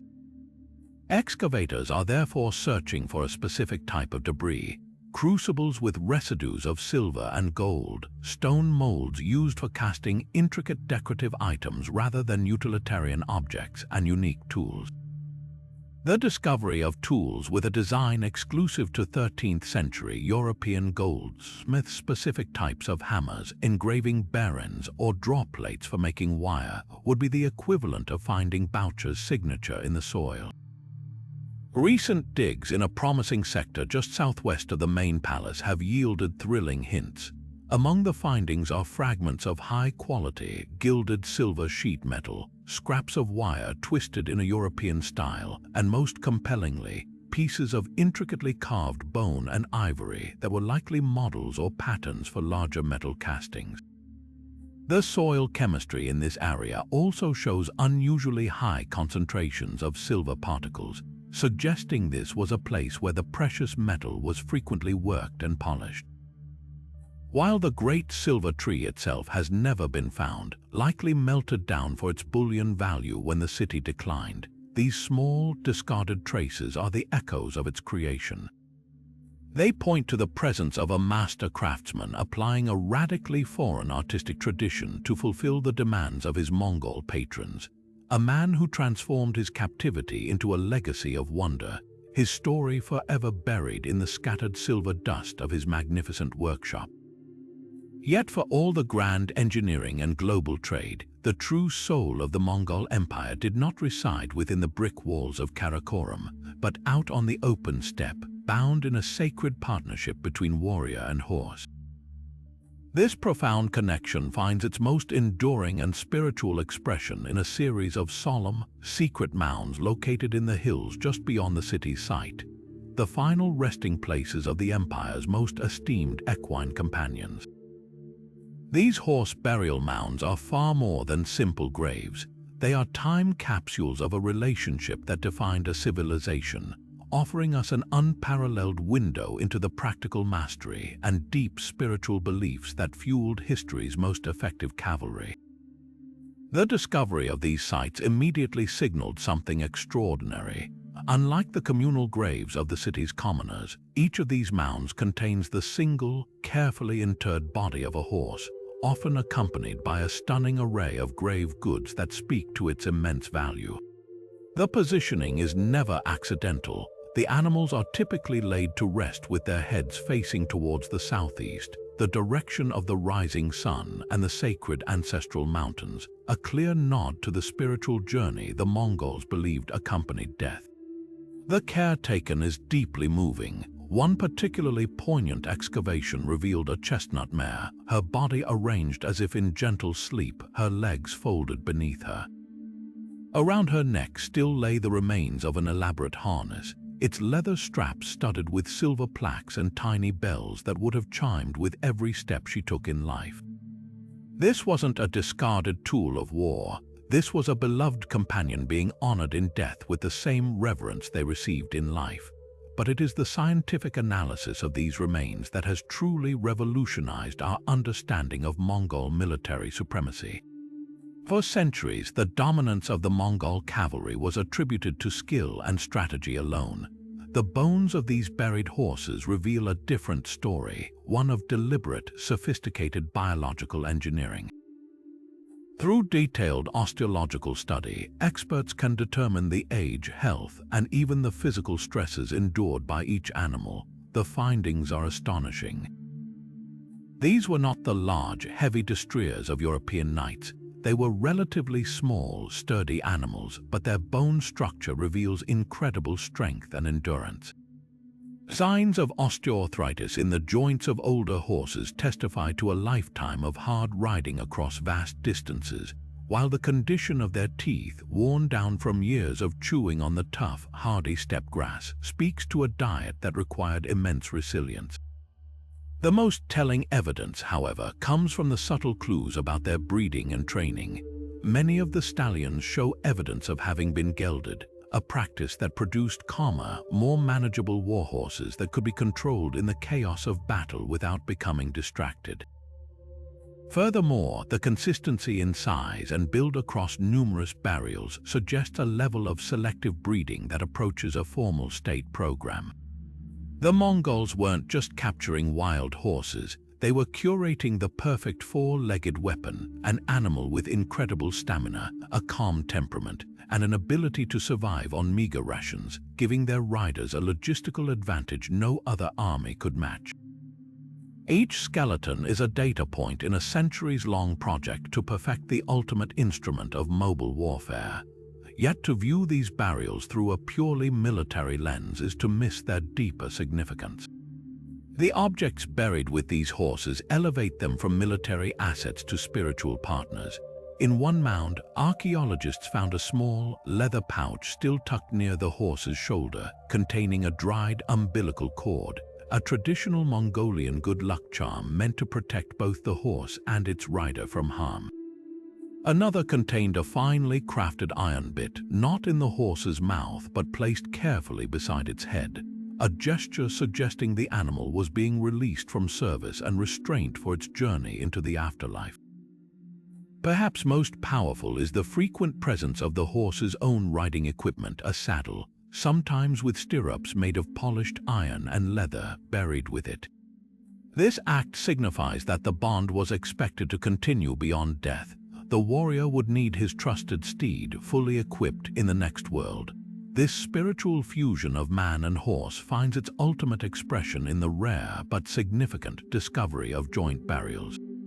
In a handful of the most prominent mounds, the skeleton of the horse is found alongside the partial remains of its rider, often just a few charred bone fragments, a token of the human companion cremated according to custom.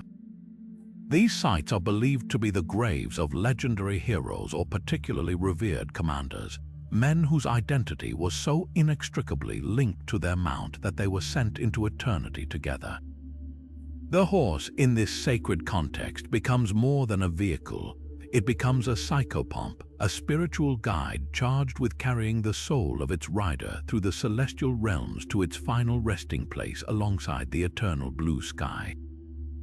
These quiet mounds on the wind-swept hills are the empire's most heartfelt secret, proving that the foundation of Mongol power was not just conquest and strategy, but a sacred, unbreakable bond of trust and respect between human and animal that literally shaped the world. Amidst the roaring forges and the constant clamor of a military capital, archaeologists have uncovered a secret so serene it feels like a whispered contradiction. A classical Chinese garden, a deliberate oasis of tranquility built within the very heart of Karakorum. This wasn't a simple patch of greenery, it was a meticulously designed landscape following the ancient principles of Chinese garden design, a profound statement that the Mongol Khan sought not just conquest but also contemplation. Imagine the contrast: outside the garden walls, the relentless industry of a global superpower. Inside, the gentle sound of water trickling over artfully placed stones, the whisper of willow leaves, and the sight of a carved pavilion overlooking a tranquil pond. This discovery shatters the one-dimensional image of the Mongols as solely focused on war, revealing a ruler who understood the need for a space to reflect, to escape the burdens of empire, and to engage with the more subtle artistic traditions of one of their most prestigious conquered cultures.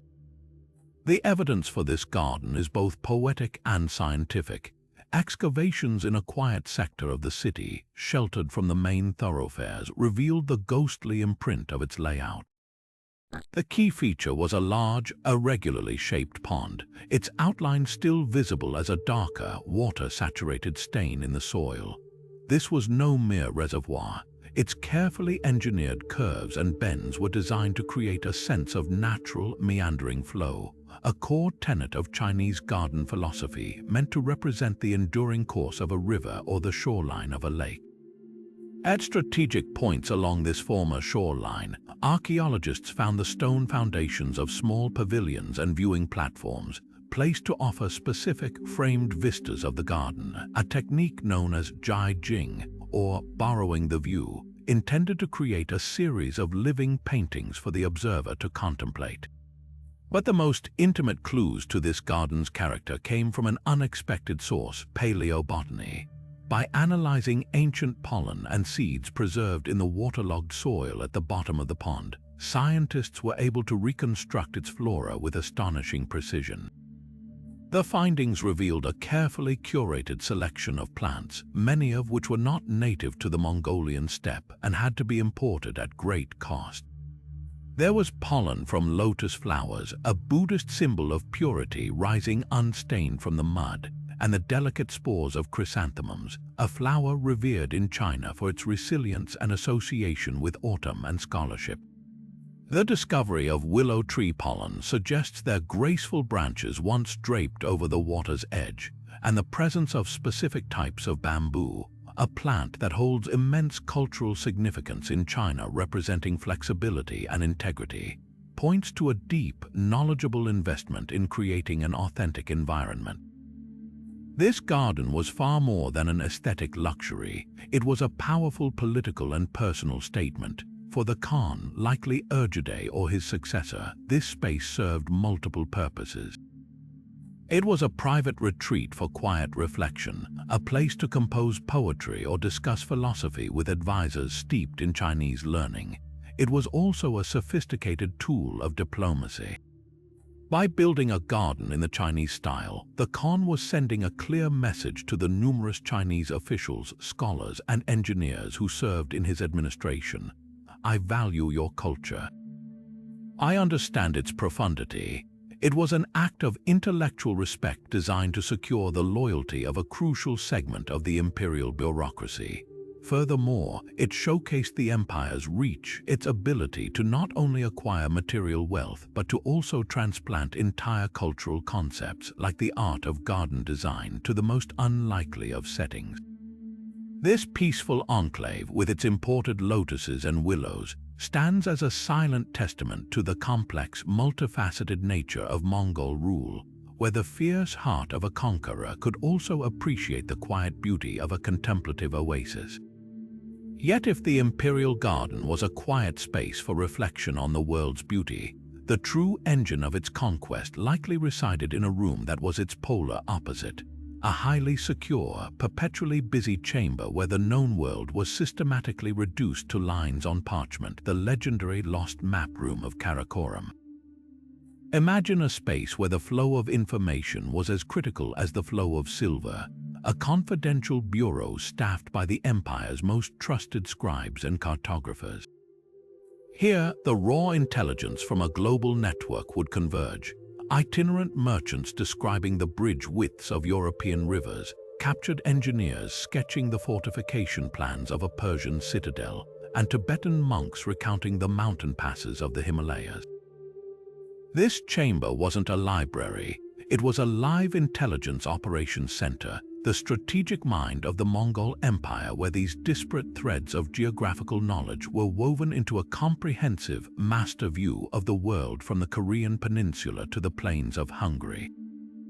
For the first time in history, a single power possessed not just the military might to dominate this vast expanse, but the cartographic intelligence to administer it.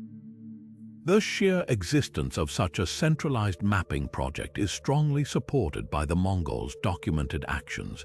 Their campaigns were not blind raids, they were exercises in precise logistical planning, reliant on an intimate knowledge of terrain, grazing lands, water sources, and city layouts. This required maps and lots of them. Persian historians like Rashid al-Din, who served the Mongol court, explicitly mention the use of maps and the role of court cartographers. The genius of the Karakorum operation would have been its synthesis. The maps created there were likely composites, merging the precise grid-based system and scale of Chinese cartography with the more descriptive, itinerary-based style of Islamic maps, all annotated with practical intelligence in multiple languages. The result would have been the 13th century equivalent of a digital battlefield map, a constantly updated master document that allowed the Khan and his generals to visualize troop movements, supply routes, and potential rebellions across continents with a clarity utterly unimaginable to their rivals. The hunt for this chamber, or more realistically, for any surviving fragment of its output, is one of archaeology's most tantalizing quests. Researchers are not expecting to find a room with a giant map painted on the wall. Instead, they search for its peripheral traces. A true map room would require specific tools, not just ink pots and brushes, but specialized instruments for measurement and precision. The discovery of a brass divider compass, a straight edge with calibrated markings, or a protractor would be a major clue. Even more telling would be the waste products of map-making, fragments of flawed parchment or paper that were discarded and used as scrap in other construction. A single piece bearing even a few inked lines, a coastline, a river's course, or a cluster of dots representing cities, could confirm the theory and offer a direct window into how the Mongols saw their world. While the Grand Master maps themselves were likely destroyed as state secrets when the empire collapsed, there is a thrilling possibility that fragments survived, not in a library, but in the most mundane of places. The Mongols were practical recyclers. A flawed or outdated map might have been cut up and used to stiffen the lining of a saddle, to wrap a precious object for burial, or as scrap for practicing calligraphy. These fragile paper ghosts could be hiding in any number of the thousands of artifacts recovered from the city, waiting for a conservator's careful hands to peel back the layers and reveal a forgotten corner of the medieval world, annotated in the hand of a Mongol cartographer. The recovery of even a single small fragment would be a historic moment, transforming our understanding of the empire from a force of blind conquest into one of calculated, brilliant strategy, its eyes wide open to every detail of the world it sought to rule. High above the bustling streets of Karakorum, on the sweeping roofs of its most important buildings, silent sentinels kept watch over the empire's heart. Recent excavations have yielded thousands of fragments of exquisite glazed ceramic roof tiles, and among the most spectacular finds are the ornate figures of dragons, mythical beasts curled in a snarl, with scales meticulously detailed and jaws wide open. These were not mere decorations, they were the crowning glory of the city's skyline, a breathtaking fusion of artistic beauty, spiritual belief, and political statement that reveals just how deeply Chinese architectural traditions were woven into the fabric of the Mongol capital. For a culture born in portable felt tents, the adoption of permanent tiled roofs was a monumental shift in identity, and the choice to crown them with dragons speaks volumes about the empire's aspirations. The dragon in Chinese culture was the ultimate symbol of imperial power, authority, and good fortune. It was believed to control the waters and bring the life-giving rains, making it a guardian against drought and fire. By adorning their palaces and temples with these figures, the Mongol Khans were making a conscious effort to tap into this powerful symbolism, claiming these benevolent forces for themselves and legitimizing their rule in the eyes of their millions of Chinese subjects. But the Mongols didn't just blindly copy the tradition, they adapted it. The dragons of Karakorum, while unmistakably Chinese in inspiration, often have a slight hybrid vigor, a touch of steppe boldness in their more muscular forms and fiercer expressions. They were, in effect, Mongol dragon symbols of an empire that was learning to rule from a fixed capital while still retaining its own unique, powerful spirit. The technical process of creating these tiles reveals an industry of astonishing sophistication. The clay was locally sourced, but the knowledge was imported. Specialized kilns, far larger and hotter than those used for everyday pottery, were constructed on the city's outskirts to fire these architectural ceramics at the incredibly high temperatures needed to produce the vibrant, durable glazes. The colors were a deliberate palette of power: imperial yellow glazes reserved for the highest status buildings, brilliant jade greens, and cobalt blues imported from Persia. The discovery of these kiln sites, with their waster piles of cracked and misfired dragon tiles, shows a process of trial and error, artisans mastering a complex new technology under the direct patronage of the Khan. Each successful dragon that emerged from the kiln was a minor miracle of chemistry and craftsmanship, a testament to the empire's ability to mobilize and master the best techniques from across its domains. The placement of these figures was also deeply symbolic, rooted in feng shui principles. They were not placed randomly. Dragons were typically positioned at the ends of the main roof ridges, the highest and most visible points, with their heads turned outward to face approaching threats. Their primary function was apotropaic, that is, they were designed to ward off evil.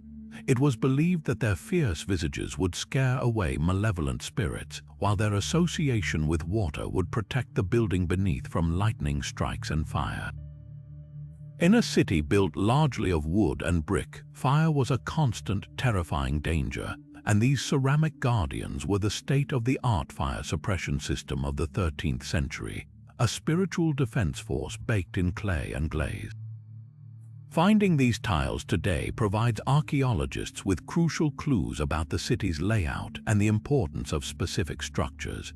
A concentration of yellow dragon tiles marks the certain location of a royal palace or an imperial temple. The discovery of a specific style of dragon, perhaps one with a more Central Asian influence, might point to a building used by a different segment of the court. Each fragment, from a single claw to a section of a coiled tail, helps map the hierarchy and the cultural influences that defined life in the capital. These silent ceramic sentinels, once staring out across the endless steppe from their high perches, continue to protect the city's secrets, but now they do so by slowly revealing them, one glorious, broken piece at a time. Yet for all its formidable defenses and global prestige, the story of Karakorum could only ever have one ending, a final, brutal secret etched into the archaeological record with unmistakable clarity. The city's fate was not sealed by gradual decline or economic collapse, but by a calculated act of total erasure carried out by the armies of China's Ming dynasty in the late 14th century. This was more than a military defeat, it was a profound and deliberate act of symbolic annihilation.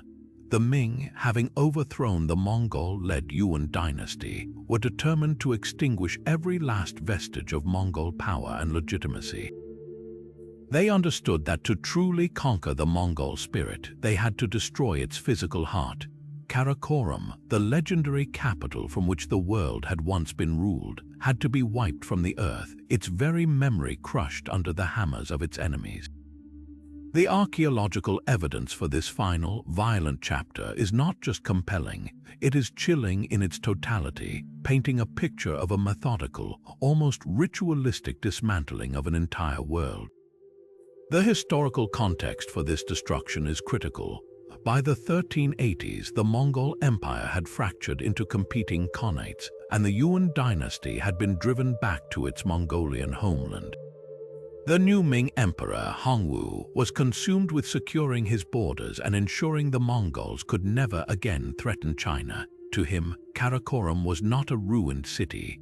It was a potent symbol, a place that could serve as a rallying point for a Mongol revival. His orders were likely absolute and merciless, leave no stone upon another. The Ming army that marched on the city would not have been a simple raiding party. It was a force of engineers and laborers equipped for demolition, their goal to physically and spiritually unmake the Mongol capital. They came not to occupy but to obliterate. Walking through the excavation sites today, you can still read the story of this systematic destruction in the soil. The archaeological layer associated with the Ming assault is a stark, uniform horizon of blackened debris and shattered stone. This is not the patchy, accidental burn marks of a domestic fire, it is a city-wide carpet of ash. The grand buildings, the temples, the administrative centers, all were put to the torch, but the Ming troops went far beyond arson. The evidence shows they engaged in targeted iconoclasm, the deliberate destruction of culturally significant objects. The most poignant finds are the countless fragments of Buddhist statues that once graced the city's temples. These stone and stucco deities were not simply knocked over, they were systematically defaced and shattered. Archaeologists find heads separated from bodies, hands broken off, and faces meticulously chiseled away. This was a calculated effort to murder the gods of their enemies, to demonstrate that the divine protection the Mongols believed in was utterly powerless against Ming might. The structural violence is even more revealing. The massive brick walls, once considered impregnable, were not just breached, they were systematically taken apart. Excavations along the fortification lines show that the Ming forces didn't just knock down sections, they pried apart the baked bricks at the foundations, toppling entire courses in a methodical process of deconstruction.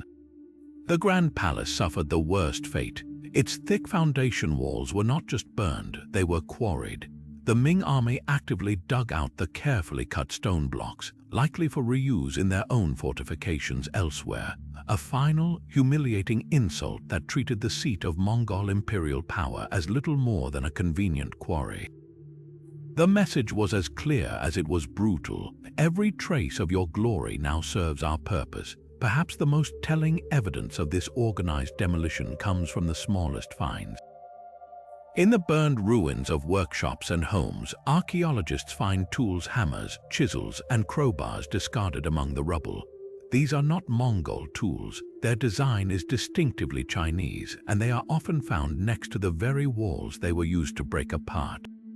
It is a scene frozen in time, the tools of the destroyers left behind at the scene of the crime, as if the job was completed with such thoroughness that there was no need to even take the tools home.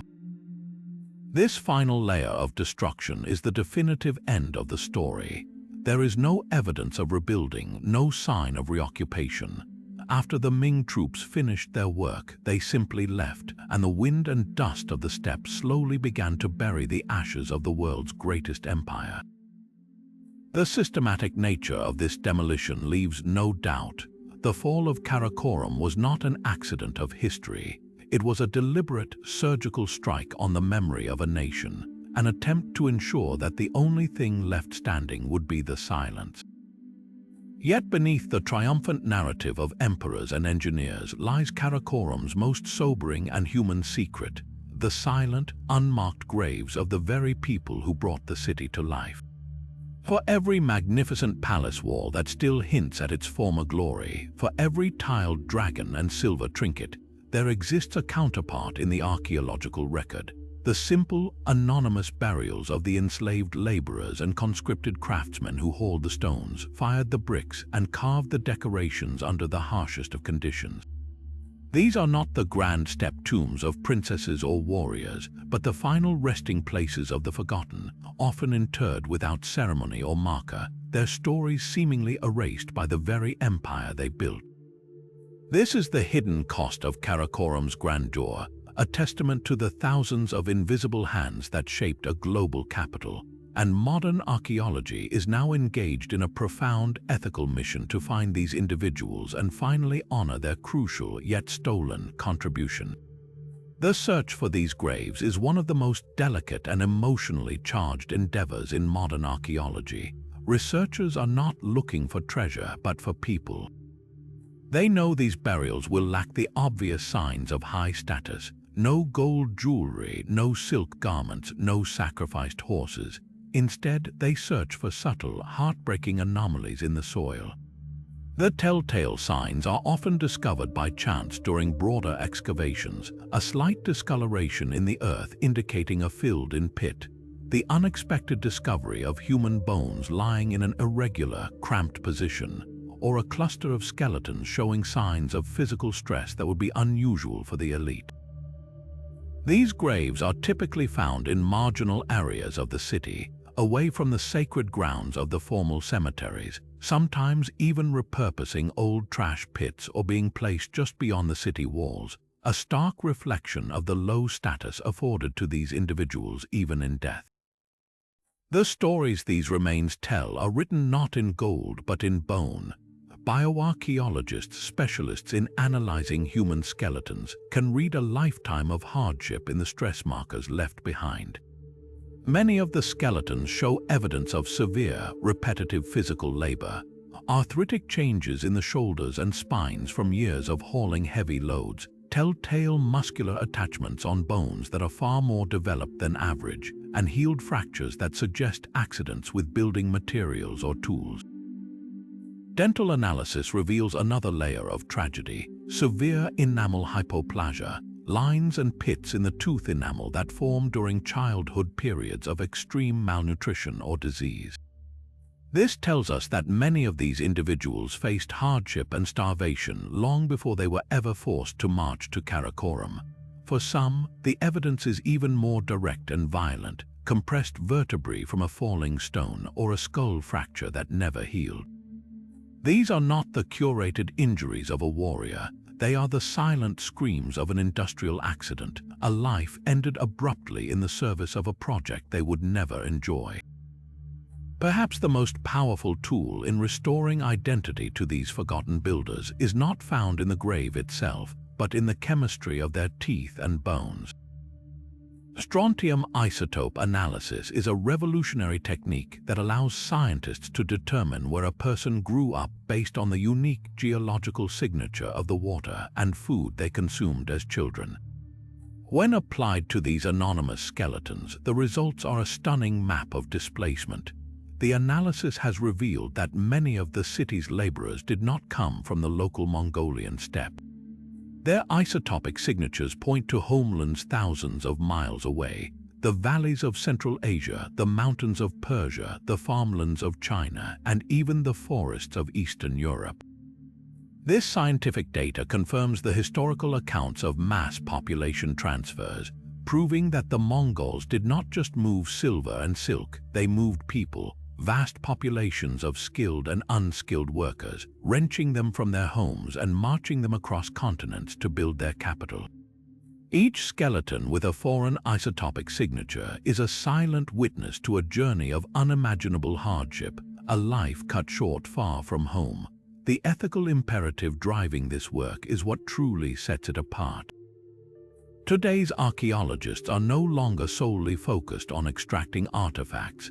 They are increasingly committed to restorative justice, to giving a voice back to the voiceless.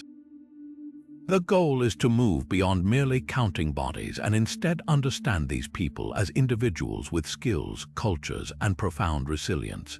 When the remains of a craftsman are found with a set of fine metalworking tools buried beside him, his most valued possession even in death, it speaks to a professional identity that his captors could not erase.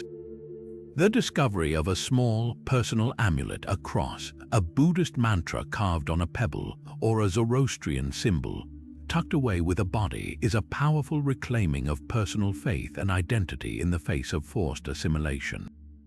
This shift in perspective is transforming how we view Karakorum itself.